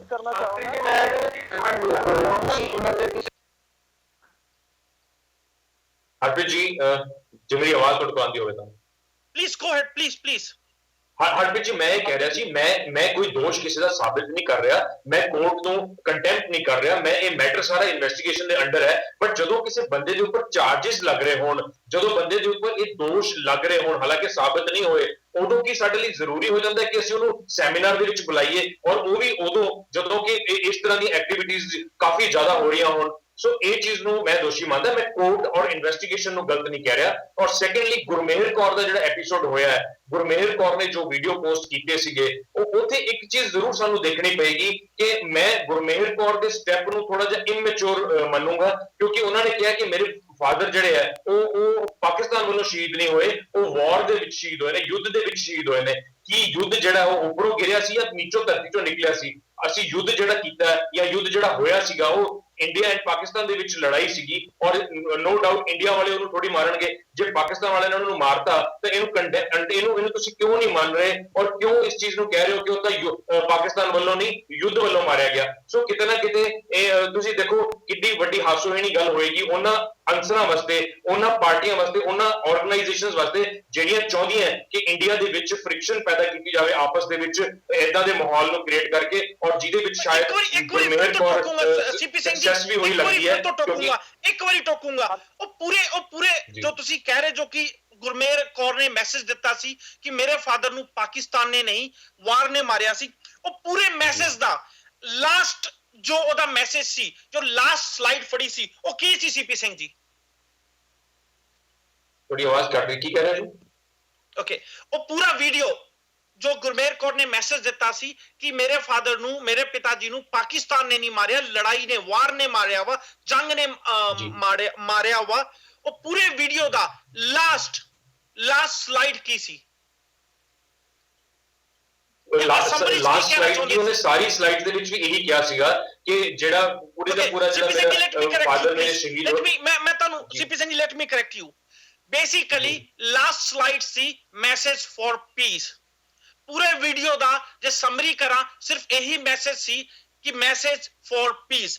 ਇੱਕ ਐਗਜ਼ਾਮਪਲ ਮੈਂ ਤੁਹਾਨੂੰ ਹੋਰ ਦੇਣੀ ਚਾਹੂੰਗਾ। ਜਾਪਾਨ ਹਿਰੋਸ਼ੀਮਾ ਦੇ ਇਨਸੀਡੈਂਟ ਤੋਂ ਅਸੀਂ ਸਾਰੇ ਹੀ ਵਾਕਫ ਹਾਂ। ਇੱਕ ਵਾਰ ਕਿ ਜਾਪਾਨੀ ਨੂੰ ਕਿਸੇ ਨੇ ਪੁੱਛਿਆ ਸੀ ਕਿ ਜਿਹੜਾ ਤੁਹਾਡੇ ਉੱਤੇ ਐਟਮ ਬੰਬ ਸੁੱਟਿਆ ਗਿਆ ਵਾ, ਇਹਦਾ ਦੋਸ਼ੀ ਤੁਸੀਂ ਅਮਰੀਕਾ ਨੂੰ ਮੰਨਦੇ ਜੋ, ਕਿਹਨੂੰ ਮੰਨਦੇ ਜੋ, ਜਾਂ ਜੋ ਇੱਥੇ ਤੁਹਾਡਾ ਨੁਕਸਾਨ ਹੋਇਆ ਵਾ ਇਹਦਾ ਦੋਸ਼ੀ ਕੌਣ ਆ? ਤੇ ਜਾਪਾਨੀ ਦਾ ਜਵਾਬ ਸੀ ਐਟਮ ਬੰਬ। ਅਮਰੀਕਾ ਸਿਰਫ ਸੁੱਟਣ ਵਾਲਾ ਸੀ। ਹੋ ਸਕਦਾ ਵਾ ਕਿ ਹੋਰ ਦੇ ਹੱਥ 'ਚ ਹੁੰਦਾ, ਪਰ ਇਹਨੇ ਨੁਕਸਾਨ ਉਹਨਾਂ ਹੀ ਕਰਨਾ ਸੀ। ਪਰ ਮੈਂ ਕੰਟੀਨਿਊ ਕਰਨਾ ਚਾਹੂੰਗਾ ਪ੍ਰਮੀਤ ਸਿੰਘ ਜੀ ਨੂੰ ਅਤੇ ਗੱਲ ਜਿਹੜੀ ਕਹਿਣਾ ਚਾਹੂੰਗਾ ਕਿ ਇਹ ਲੜਕੀ ਜਿਹੜੀ ਹੈਗੀ ਹੈ ਗੁਰਮੇਹਰ ਕੌਰ, ਜਿਸ ਵੇਲੇ ਕਾਰਗਿਲ ਦੀ ਵਾਰ ਹੋਈ ਸੀ, ਇਹ ਸਿਰਫ 2 ਸਾਲ ਦੀ ਸੀਗੀ। ਜਦੋਂ ਇਹਦੇ ਫਾਦਰ ਜਿਹੜੇ ਸੀ ਮਨਦੀਪ ਸਿੰਘ, ਜਿਨ੍ਹਾਂ ਦੀ ਡੈਥ ਹੋਈ ਸੀ ਕਾਰਗਿਲ ਵਾਰ ਦੇ ਵਿੱਚ, ਉਦੋਂ ਇਹਦੀ ਉਮਰ ਸਿਰਫ 2 ਸਾਲ ਸੀ। ਤਾਂ ਇੱਕ ਚੀਜ਼ ਇਹ ਵੀ ਸਮਝਣੀ ਸਾਨੂੰ ਜ਼ਰੂਰੀ ਹੈਗੀ ਹੈ ਕਿ ਇਸ ਬੱਚੇ ਦਾ ਮਾਈਂਡਸੈਟ ਜਿਹੜਾ ਉਹ ਉਸ ਵੇਲੇ ਤੋਂ ਕਿਸ ਤਰ੍ਹਾਂ ਦਾ ਬਣਦਾ ਚਲਾ ਗਿਆ। ਔਰ ਇੱਕ ਚੀਜ਼ ਹੋਰ ਜਿਹੜੀ ਮੈਂ ਇੱਕ ਹੋਰ ਐਡੀਸ਼ਨ ਕਰਨੀ ਚਾਹਾਂਗਾ, ਤੁਸੀਂ ਉਮਰ ਖਾਲਿਦ ਦੀ ਗੱਲ ਕੀਤੀ ਸੀ ਕਿ ਉਹਨਾਂ ਨੂੰ ਸੈਮੀਨਾਰ ਕਰਵਾਉਣਾ ਜ਼ਰੂਰੀ ਹੈ ਜਾਂ ਨਹੀਂ। ਆਉਣ ਵਾਲੀ 3 ਮਾਰਚ ਨੂੰ ਚੰਡੀਗੜ੍ਹ ਦੇ ਵਿੱਚ ਪੰਜਾਬ ਯੂਨੀਵਰਸਿਟੀ ਦੇ ਆਡੀਟੋਰੀਅਮ ਦੇ ਵਿੱਚ SFS ਵੀ ਕਿਸੇ ਤਰ੍ਹਾਂ ਦਾ ਸੈਮੀਨਾਰ ਕਰਵਾਉਣ ਜਾ ਰਹੀ ਹੈ, ਜਿਹਦੇ ਵਿੱਚ ਸੀਮਾ ਆਜ਼ਾਦ ਜਿਹੜੀ ਕਿ ਉਹਨਾਂ ਦੀ ਬਹੁਤ ਸੀਨੀਅਰ ਲੀਡਰ ਹੈ, ਉਹਨੂੰ ਉਹਨਾਂ ਨੇ ਇਨਵਾਈਟ ਕੀਤਾ, ਔਰ ਉਹਦਾ ABVP ਹਾਲੇ ਤੋਂ ਹੀ ਵਿਰੋਧ ਜਿਹੜਾ ਕਰਨਾ ਸ਼ੁਰੂ ਕਰ ਰਹੀ ਹੈ। ਸੋ ਇੱਕ ਇਹ ਵੀ ਇੱਕ ਦੇਖਣਾ ਹੋਗਾ ਕਿ 3 ਮਾਰਚ ਨੂੰ ਪੰਜਾਬ ਯੂਨੀਵਰਸਿਟੀ ਦੇ ਵਿੱਚ ਜਿਹੜੇ ਹਾਲਾਤ ਪੈਦਾ ਹੋਣਗੇ, ਕਿ ਉਹਨਾਂ ਤੋਂ ਸਾਨੂੰ ਇੱਕ ਡਿਬੇਟ ਦਾ ਨਵਾਂ ਇਸ਼ੂ ਮਿਲਦਾ ਜਾਂ ਉਹ ਸਾਰਾ ਇੱਕ ਪੀਸਫੁਲ ਪ੍ਰੋਸੈਸ ਜਿਹੜਾ ਉਹ ਖਤਮ ਹੋ ਜਾਂਦਾ ਜੀ।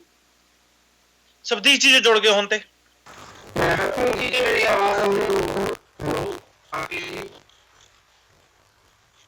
ਪਲੀਜ਼ ਸਬਦੀਸ਼ ਜੀ ਗੋ ਹੈਡ।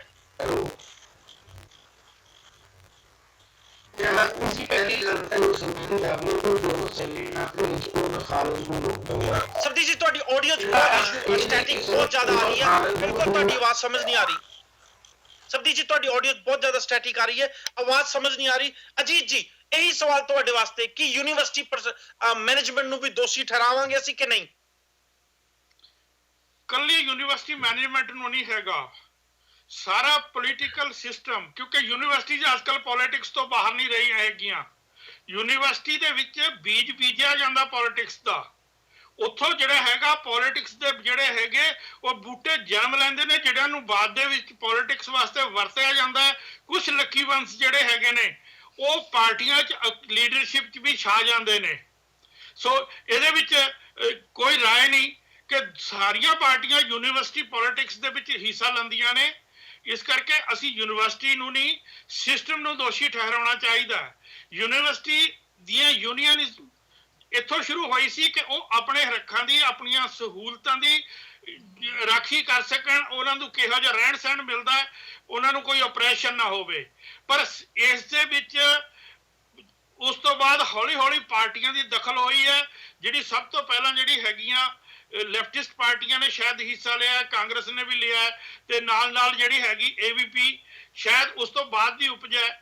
ਪਰ ਉਹਦੇ ਬਾਵਜੂਦ ਅਸੀਂ ABP ਨੂੰ ਜਾਂ BJP ਨੂੰ ਉਹਦੇ ਵਿੱਚੋਂ ਮੁਕਤ ਨਹੀਂ ਕਰ ਸਕਦੇ ਹੈਗੇ ਕਿ ਅੱਜ ਦੇ ਸਿਨੈਰੀਓ ਦੇ ਵਿੱਚ ਉਹ ਉਹਨਾਂ ਨੂੰ ਪੋਲੀਟੀਕਲ ਟੂਲ ਵਾਂਗੂ ਨਹੀਂ ਵਰਤ ਰਹੀ ਹੈਗੀ। ਸੋ ਉਸ ਹਾਲਤ ਦੇ ਵਿੱਚ ਸਾਰਾ ਸਿਸਟਮ ਦੋਸ਼ੀ ਹੈ। ਉਹਦੇ ਵਿੱਚ ਯੂਨੀਵਰਸਿਟੀ ਐਡਮਿਨਿਸਟ੍ਰੇਸ਼ਨ ਨੂੰ ਆਈਸੋਲੇਟ ਕਰਕੇ ਜਾਂ ਯੂਨੀਵਰਸਿਟੀ ਦਾ ਇੱਕ ਇੰਸਟੀਟਿਊਸ਼ਨ ਨੂੰ ਆਈਸੋਲੇਟ ਕਰਕੇ ਨਹੀਂ ਦੇਖਿਆ ਜਾ ਸਕਦਾ। ਇਹ ਸਾਰਾ ਸਿਸਟਮ ਹੈ। ਤੇ ਜੇ ਤੁਸੀਂ ਮੈਨੂੰ ਆਗਿਆ ਦਿਓ ਤਾਂ ਮੈਂ ਥੋੜੀ ਜਿਹੀ ਇੱਕ ਗੱਲ ਕਰਨੀ ਚਾਹੁੰਦਾ ਕਿ ਗੁਰਮੇਹਰ ਕੌਰ ਦਾ ਜਿਹੜਾ ਇਹ ਮੁੱਦਾ ਚੱਲਿਆ ਸੀ, ਇਹ ਉਸ ਚੀਜ਼ ਦਾ ਹਿੱਸਾ ਹੈ ਜਿਹੜੀ ਇੱਕ ਚੀਜ਼ ਨੂੰ ਬਹੁਤ ਹੀ ਤਰੀਕੇ ਦੇ ਨਾਲ ਪੇਸ਼ ਕਰਤਾ ਜਾਂਦਾ, ਸ਼ੂਗਰ ਕੋਟਡ ਮੰਗੋ। ਬੇਸ਼ੱਕ ਬਹੁਤ ਛੋਟੀ ਉਹਨਾਂ ਦੀ ਉਮਰ ਹੈ ਗੁਰਮੇਹਰ ਕੌਰ ਦੀ, ਔਰ ਉਹਨਾਂ ਦੇ ਪਰਿਵਾਰ ਨੇ ਜੋ ਕੁਰਬਾਨੀ ਉਹਨਾਂ ਦੇ ਪਿਤਾ ਜੀ ਨੇ ਕੀਤੀ ਹੈ, ਦੇਸ਼ ਹਮੇਸ਼ਾ ਉਹਨਾਂ ਦਾ ਰਿਣੀ ਰਹੇਗਾ।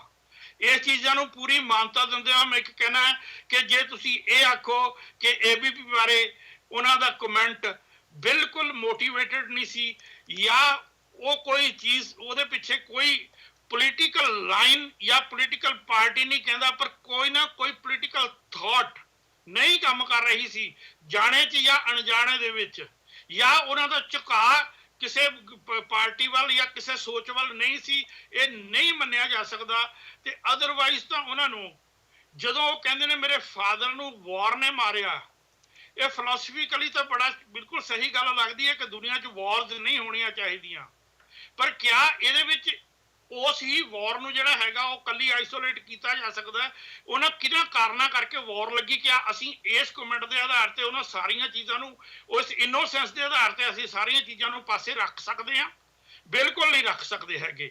ਸੋ ਜੇ ਉਹਨਾਂ ਨੇ ABP ਦੇ ਬਾਰੇ 'ਚ ਉਹਨਾਂ ਨੇ ਕਿਹਾ ਕਿ ਮੈਂ ਜਸਟ ਕਮੈਂਟ ਕੀਤਾ ਸੀ, ਮੈਂ ਕਿਸੇ ਉਹਦੇ ਪਾਰਟੀ ਦੇ ਨਾਲ ਸੰਬੰਧਿਤ ਨਹੀਂ ਹੈਗੀ, ਪਰ ਕਿਆ ਉਹ ਜੇ ਕੱਲੀ ABP ਨੂੰ ਹੀ ਦੋਸ਼ੀ ਮੰਨਦੀ ਹੈ ਤੇ ਉਹਦੇ ਡਰ ਜਾਂ ਨਾ ਡਰ ਦੀ ਗੱਲ ਕਰਦੀ ਹੈ, ਤੇ ਬਾਕੀ ਸਾਰਾ ਕੁਝ ਜੋ ਯੂਨੀਵਰਸਿਟੀਆਂ ਦੇ ਕਾਲਜਾਂ 'ਚ ਹੋ ਰਿਹਾ ਹੈ, ਥਰੂਆਊਟ ਪ੍ਰੋਸੈਸ ਚੱਲ ਰਿਹਾ ਹੈ, ਕਮਿਊਨਲ ਪੋਲਿਟਿਕਸ ਦੇ ਬੀਜ ਵੀ ਬੀਜੇ ਜਾ ਸਕਦੇ ਆ, ਕਿ ਉਹਨਾਂ ਤੇ ਉਹਨਾਂ ਨੂੰ ਰਿਐਕਟ ਨਹੀਂ ਕਰਨਾ ਚਾਹੀਦਾ। ਸੋ ਜਿੱਦਾਂ ਇਨੋਸੈਂਸ ਉਹ ਆਪਣੇ ਆਪ ਨੂੰ ਕਹਿਣ ਦੀ ਕੋਸ਼ਿਸ਼ ਕਰਦੇ ਆ, ਉਹਨੇ ਇਨੋਸੈਂਸ ਵਾਲੀ ਗੱਲ ਹੈ ਨਹੀਂ ਹੈ। ਹਾਂ, ਜਦੋਂ ਉਹਨਾਂ ਤੇ ਕੋਈ ਗੱਲ ਆਉਂਦੀ ਹੈ ਤੇ ਉਹ ਫਿਰ ਉਹ ਆਪਣੇ ਪਿਛੋਕੜ ਦਾ, ਆਪਣੇ ਪਿਤਾ ਜੀ ਦੀ ਸ਼ਹੀਦੀ ਦੀ ਗੱਲ ਕਰਦੇ ਨੇ। ਉਹ ਮੈਂ ਪਹਿਲਾਂ ਵੀ ਕਹਿਣਾ ਕਿ ਉਸ ਪਰਿਵਾਰ ਦਾ ਰਿਣੀ ਰਹੇਗਾ ਮੁਲਕ, ਪਰ ਤੁਸੀਂ ਇਹ ਨਹੀਂ ਕਹਿ ਸਕਦੇ ਹੈਗੇ ਕਿ ਉਹਨਾਂ ਦੀ ਸੋਚ ਦੇ ਪਿੱਛੇ ਕੋਈ ਇੱਕ ਪਾਸੇ ਨੂੰ ਝੁਕੀ ਹੋਈ ਸੋਚ ਨਹੀਂ ਕੰਮ ਕਰਦੀ ਹੈਗੀ। ਉਹ ਬਿਲਕੁਲ ਨਿਰਪੱਖ ਨੇ, ਇਹੋ ਜਿਹੀ ਕੋਈ ਗੱਲ ਨਹੀਂ ਹੈਗੀ। ਥੋੜਾ ਜਿਹਾ ਗੁਰਮੇਹਰ ਕੌਰ ਦਾ ਮੈਸੇਜ ਕੀ ਸੀ, ਤੇ ਮੈਸੇਜ ਉਹਨਾਂ ਨੇ ਜੋ ਫੇਸਬੁੱਕ ਪੋਸਟ ਪਾਈ ਸੀ ਉੱਤੇ ਜ਼ਰੂਰ ਨਿਗਾਹ ਮਾਰ ਲੈਣੀ ਚਾਹੀਦੀ ਹੈ। I think ਸਬਦੀਸ਼ ji the line connect ਹੋ ਗਈ ਆ। ਸਬਦੀਸ਼ ਜੀ ਪਲੀਜ਼ ਆਪਣੀ ਗੱਲ ਪੂਰੀ ਕਰ ਲਓ ਤੁਸੀਂ।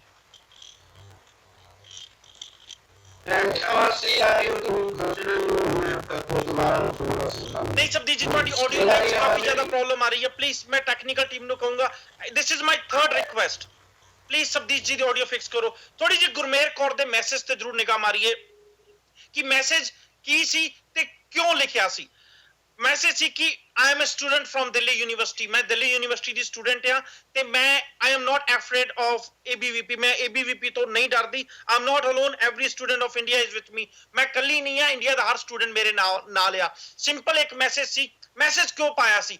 ਗੁਰਮੇਹਰ ਕੌਰ ਦੇ ਕਹਿਣ ਦੇ ਹਿਸਾਬ ਨਾਲ ਕਿ ਉਹਨਾਂ ਦੇ ਕਾਫੀ ਫਰੈਂਡ ਨੂੰ ਜਦੋਂ ਉਹ ਜੋ ਕਿ ਰੋਜ਼ ਉਹਨਾਂ ਨਾਲ ਕਾਲਜ ਜਾਂਦੇ ਨੇ, ਰੋਜ਼ ਉਹਨਾਂ ਦੇ ਨਾਲ ਪੜ੍ਹਦੇ ਨੇ ਰਾਮਜਸ ਕਾਲਜ, ਜਦੋਂ ਉਹਨਾਂ ਨੂੰ ਮਿਲੇ ਤੇ ਕਈ ਕੁੜੀਆਂ ਨਾਲ ਬਦਤਮੀਜ਼ੀ ਕੀਤੀ ਹੋਈ ਸੀ, ਕਈ ਕੁੜੀਆਂ ਨਾਲ ਕੁੱਟਮਾਰ ਕੀਤੀ ਹੋਈ ਸੀ, ਤੇ ਜਦੋਂ ਉਹਨਾਂ ਨੇ ਪੁੱਛਿਆ ਕਿਹਨੇ ਕੀਤਾ ਤੇ ਇਲਜ਼ਾਮ ਲਾਇਆ ਗਿਆ ABVP ਨੇ ਕੀਤਾ ਹੈ।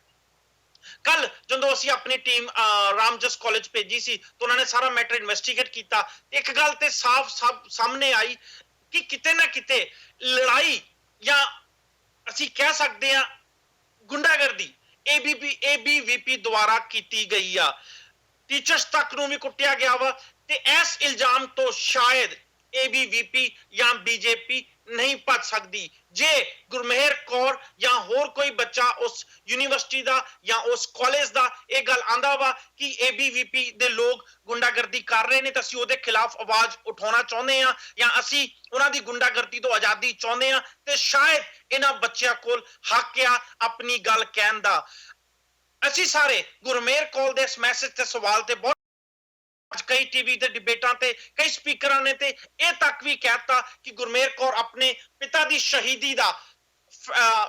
ਸ਼ਹੀਦੀ ਨੂੰ ਇੱਕ ਕਾਰਡ ਬਣਾ ਕੇ ਇਸਤੇਮਾਲ ਕਰ ਰਹੀ ਆ ਤੇ ਉਹਦਾ ਫਾਇਦਾ ਉਠਾਉਣਾ ਚਾਹੁੰਦੀ ਆ। ਪਰ ਕੀ ਅਸੀਂ ਇੱਕ 21-22 ਸਾਲਾਂ ਦੀ ਕੁੜੀ ਦੇ ਜਜ਼ਬੇ ਨੂੰ ਸਲਾਮ ਨਹੀਂ ਕਰਨਾ ਚਾਹੀਦਾ ਕਿ ਐਟਲੀਸਟ ਉਹਨੇ ਹਿੰਮਤ ਤੇ ਕੀਤੀ, ਆਵਾਜ਼ ਤੇ ਬੁਲੰਦ ਕਰਤੀ। ਅੱਜ ਉਹਦੀ ਇੱਕ ਪੋਸਟ ਨਾਲ ਇੰਡੀਆ ਦੇ ਹਰ ਟੀਵੀ ਚੈਨਲ ਤੇ ਐਂਟੀ ਨੈਸ਼ਨਲ ਤੇ ਨੈਸ਼ਨਲ ਦੀ ਡਿਬੇਟ ਜਾਂ ABVP ਤੇ ਜੋ ਉਸ ਕਾਲਜ ਵਿੱਚ ਵਾਪਰਿਆ ਉਹ ਡਿਬੇਟ ਜ਼ਰੂਰ ਚਾਲੂ ਹੋ ਗਈ। ਲੋਕਾਂ ਨੂੰ ਸੋਚਣ ਤੇ ਮਜਬੂਰ ਕਰਤਾ ਕਿ ਯੂਨੀਵਰਸਿਟੀ ਵਿੱਚ ਕੀ ਹੋਣ ਡਿਆ ਵਾ। ਇੱਕ ਇਨਫੋਰਮੇਸ਼ਨ ਤੁਹਾਡੇ ਨਾਲ ਹੋਰ ਮੈਂ ਜ਼ਰੂਰ ਸਾਂਝੀ ਕਰਨਾ ਚਾਹੂੰਗਾ ਜੋ ਸਾਡੀ ਟੀਮ ਨੂੰ ਇਨਵੈਸਟੀਗੇਸ਼ਨ ਦੇ ਦੌਰਾਨ ਮਿਲੀ। ਇੱਕ ਸਵਾਲ ਅਸੀਂ ਬੱਚਿਆਂ ਨੂੰ ਪੁੱਛਿਆ ਸੀ ਕਿ ਜੇ ਤੁਸੀਂ ABVP ਜਾਂ ਕਿ ਜਥੇਬੰਦੀ ਨੂੰ ਨਹੀਂ ਪਸੰਦ ਕਰਦੇ ਤੇ ਤੁਸੀਂ ਉਹਨਾਂ ਵਾਸਤੇ ਵੋਟ ਕਿਉਂ ਕਰਦੇ ਜੋ? ਤੇ ਮੈਕਸਿਮਮ ਬੱਚਿਆਂ ਦੇ ਕਹਿਣਾ ਸੀ ਕਿ ਵੋਟਿੰਗ ਵਾਲੇ ਦਿਨ ਬਹੁਤ ਹੀ ਘੱਟ ਲੋਕ ਆਉਂਦੇ ਨੇ। ਜ਼ਿਆਦਾਤਰ ਸਟੂਡੈਂਟ ਵੋਟਿੰਗ ਵਾਲੇ ਦਿਨ ਯੂਨੀਵਰਸਿਟੀ ਜਾਂ ਕਾਲਜਸ ਵਿੱਚ ਆਉਂਦੇ ਹੀ ਨਹੀਂ ਆ। ਸ਼ਾਇਦ ਹੁਣ ਦਿੱਲੀ ਯੂਨੀਵਰਸਿਟੀ ਜਾਂ ਕਾਲਜ ਦੇ ਬੱਚਿਆਂ ਨੂੰ ਇਹ ਸੋਚਣ ਦੀ ਲੋੜ ਆ ਕਿ ਨੈਕਸਟ ਟਾਈਮ ਜਦੋਂ ਇਲੈਕਸ਼ਨ ਹੋਵੇ ਦੇ ਸ਼ੁਡ ਗੋ ਐਂਡ ਵੋਟ ਤਾਂ ਕਿ ਉਹ ਐਦਾਂ ਦੀ ਕੋਈ ਵੀ ਜਥੇਬੰਦੀ ਜੋ ਯੂਨੀਵਰਸਿਟੀ ਜਾਂ ਕਾਲਜ ਦਾ ਮਾਹੌਲ ਖਰਾਬ ਕਰੇ ਉਹਨੂੰ ਯੂਨੀਵਰਸਿਟੀ ਜਾਂ ਕਾਲਜ ਦੀ ਸੱਤਾ ਤੋਂ ਬਾਹਰ ਰੱਖਣ ਵਿੱਚ ਕਾਮਯਾਬ ਰਹਿਣ।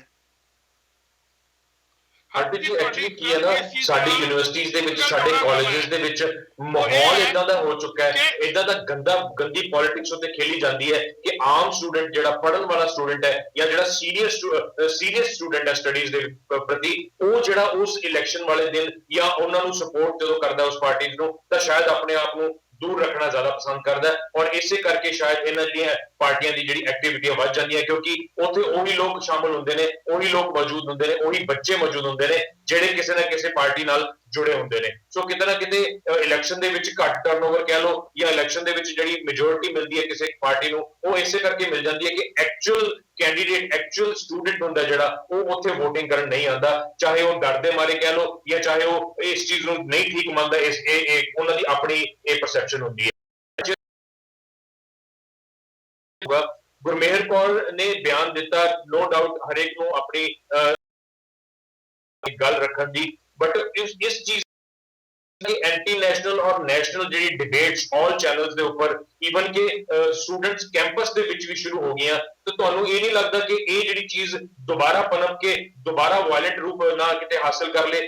मैं इस एंगल तो देखना इस करके चाहूंगा कि एंटी नेशनल डिबेट सी जिहड़ी शायद जदों उमर खालिद दा डिसीजन होया सी या ਉਹਨੂੰ ਇੱਕ ਕਨਵਿਕਟ ਕਰਨ ਦੇ ਵਿੱਚ ਇਨਵੈਸਟੀਗੇਸ਼ਨ ਸ਼ੁਰੂ ਹੋਈ ਸੀ ਉਦੋਂ ਸ਼ਾਇਦ ਕਿਤੇ ਨਾ ਕਿਤੇ ਠੱਲ ਪੈ ਗਈ ਸੀ, ਲੇਕਿਨ ਉਸ ਤੋਂ ਬਾਅਦ ਜਦੋਂ ਗੁਰਮੇਹਰ ਕੌਰ ਨੇ ਇਦਾਂ ਦੀ ਸਟੇਟਮੈਂਟ ਦਿੱਤੀ ਔਰ ਇਵਨ ਤੁਸੀਂ ਦੇਖੋ ਟਵਿੱਟਰ ਦੇ ਵਿੱਚ ਵੀ ਮਿਸਟਰ ਸਹਿਵਾਗ ਨੇ ਵੀ ਇਦਾਂ ਦੀ ਗੱਲ ਕਹੀ ਹੈ, ਹੋਰ ਵੀ ਕੁਝ ਇਦਾਂ ਦੇ ਬੰਦੇ ਜਿਨ੍ਹਾਂ ਨੇ ਉਹਨਾਂ ਨੂੰ ਟਵੀਟ ਕਰਕੇ ਉਹਦੇ ਟਵੀਟ ਵਾਰ ਵੀ ਸ਼ੁਰੂ ਕੀਤੀ ਹੈ। ਕਿਤੇ ਨਾ ਕਿਤੇ ਮੈਨੂੰ ਲੱਗਦਾ ਕਿ ਇਹ ਡਿਬੇਟ ਜ਼ਰੂਰ ਸ਼ੁਰੂ ਹੋ ਗਈ ਹੈ ਐਂਟੀ ਨੈਸ਼ਨਲ ਔਰ ਨੈਸ਼ਨਲ ਦੇ ਵਿੱਚ, ਪਰ ਕਿਤੇ ਇਹ ਵਾਇਲੈਂਟ ਰੂਪ ਨਾਲ ਲੈ ਲੇ ਕਿਉਂਕਿ ਕੱਲ ਚੰਡੀਗੜ੍ਹ ਦੀ ਯੂਨੀਵਰਸਿਟੀ ਦੇ ਵਿੱਚ ਵੀ ਪੰਜਾਬ ਯੂਨੀਵਰਸਿਟੀ ਦੇ ਵਿੱਚ ਵੀ ਇਦਾਂ ਦੀ ਕੁਝ ਕਲੈਸ਼ ਸਾਨੂੰ ਦੇਖਣ ਨੂੰ ਮਿਲੇ ਆ। ਸੋ ਕਿਤੇ ਨਾ ਕਿਤੇ ਇਹ ਵਾਇਲੈਂਟ ਰੂਪ ਨਾਲ ਲੈ ਲੇ, ਮੈਂ ਇਸ ਚੀਜ਼ ਤੋਂ ਡਰਦਾ। ਗੁਰਮੇਹਰ ਕੌਰ ਨੂੰ ਰੱਖਣਾ ਆਪਣੀ ਗੱਲ ਰੱਖਣਾ ਹੱਕ ਹੈਗਾ, ਬਿਲਕੁਲ ਹੈਗਾ, ਲੇਕਿਨ ਉਸ ਦਾ ਰਿਜ਼ਲਟ ਕੀ ਹੋਏਗਾ ਇਹ ਵੀ ਉਸ ਨੂੰ ਸੋਚਣਾ ਚਾਹੀਦਾ ਸੀ।